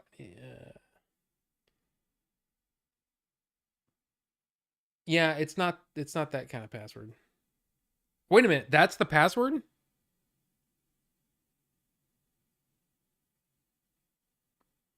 Hmm. A 1080 Ti, yeah, 1080 Ti can play Minecraft for sure. I know, but why would I do that when I could just play it on my Switch or PlayStation or pretty much my Steam Deck, like anything I want? Eat at any new place new recently? No. We did have the only. There's so many new places around, and we've been on the healthy train, right? Oh, that's another thing happening this weekend. We're finally going to do that 16-mile hike because it rained 2 weekends in a row, and it. There's no way to do those hikes if you're walking in mud. There's no way, it would kill us. So we're gonna try to do it this weekend. Steam Deck don't play it natively. You're kidding. I have an old board with an i5 9600K lying around as a backup motherboard and CPU just in case. I thought you did the hike last week. No. And it's like I said, the last 2 weekends, because I was supposed to do it on my birthday, right? On the 30th. And it rained like at midnight the night before. And it wasn't just like, oh, it was a little sprinkle. No, it was like full-fledged, holy crap, tornado watch, look out, all that kind of stuff. It was a heavy, heavy rain. And we just were like, we can't do it. We can't do it in the morning. There's no way. And then, so we were like, okay, we'll do it the next weekend. And then it did the same thing. It rained. In fact, it rained Wednesday, Thursday, Friday, and Saturday. So like, okay, well, we can't do it on Sunday. And then yesterday we were busy, so we couldn't do it yesterday. So we have to do it this weekend, and it's going to be in the 80s. It was I think the high was in the 50s, which would have been perfect. But no, we gotta walk when it's hot. So yeah, but yeah, we haven't been eating anywhere. The newest thing that we've eaten is when we went to Dave's Hot Chicken, and it was really good, but man, that's expensive. So good luck, hydrate. Oh, I'm gonna try. R7 9700X and my RTX 3070. Then I have that mini PC that has an i7 12700H and RTX 3070. It's nice. I would say you should look into these mini PCs like this, but you're a Mac guy. Yeah. That M4 Mac Mini costs as much as this mini PC I got. I've been wanting to go to Dave's Hot Chicken. It is, I mean, if you like it, if you're a big chicken guy and you like the spice, oh my God, it's great. It's great. The problem is it's so expensive. And most normal people only need like a sandwich and the fries or whatever. They don't need all the extra stuff. Like I think we spent 40 something dollars for me and my wife. And that's crazy for a chicken sandwich and a chicken finger kind of thing. But they're huge. The chicken pieces are like this big. They're huge.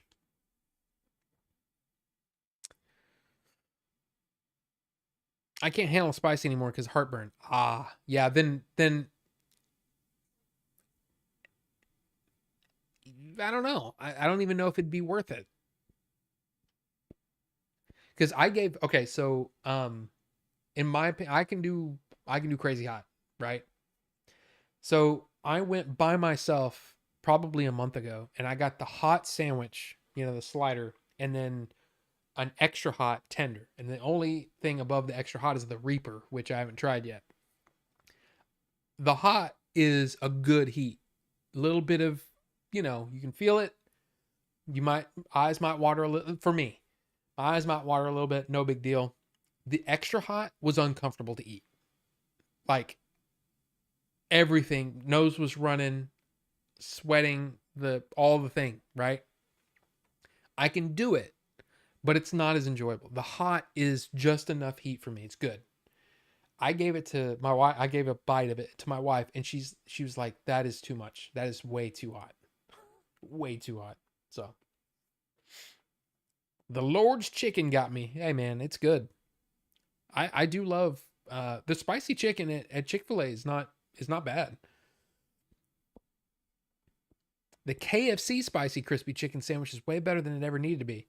They've closed so many of the KFCs around me. I don't even know where the nearest one is now.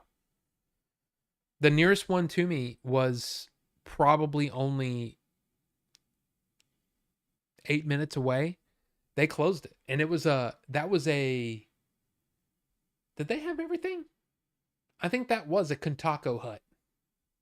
You know, so I had the Kentucky Fried Chicken, the Taco Bell, and the Pizza Hut. And it was awesome. They had, at one point, that was the best Taco Bell I'd ever been to. And their service was great. Like, it was like the people cared. And then something happened. And the last time we went in there, we ordered something and we were like, we don't have any tacos right now.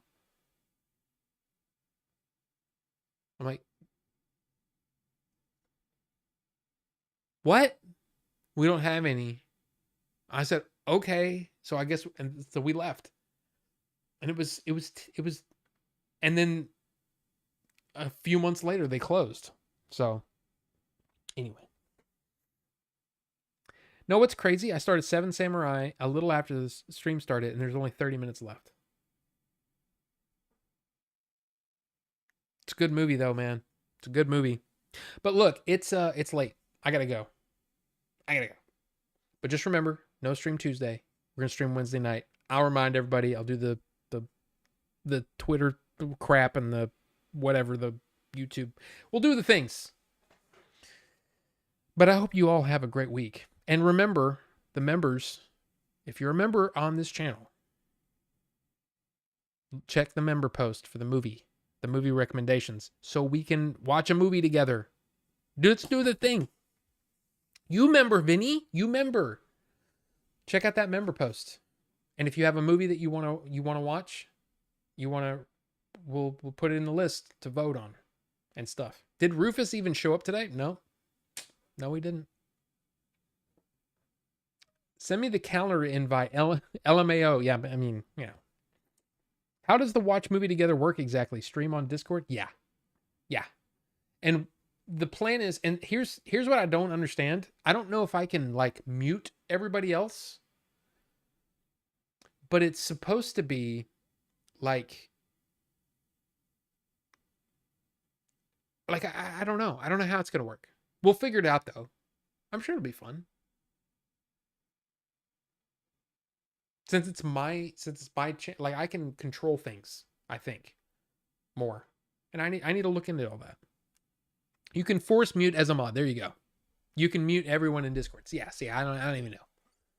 All we've ever done in Discord is just all chat together. That's all we've ever done.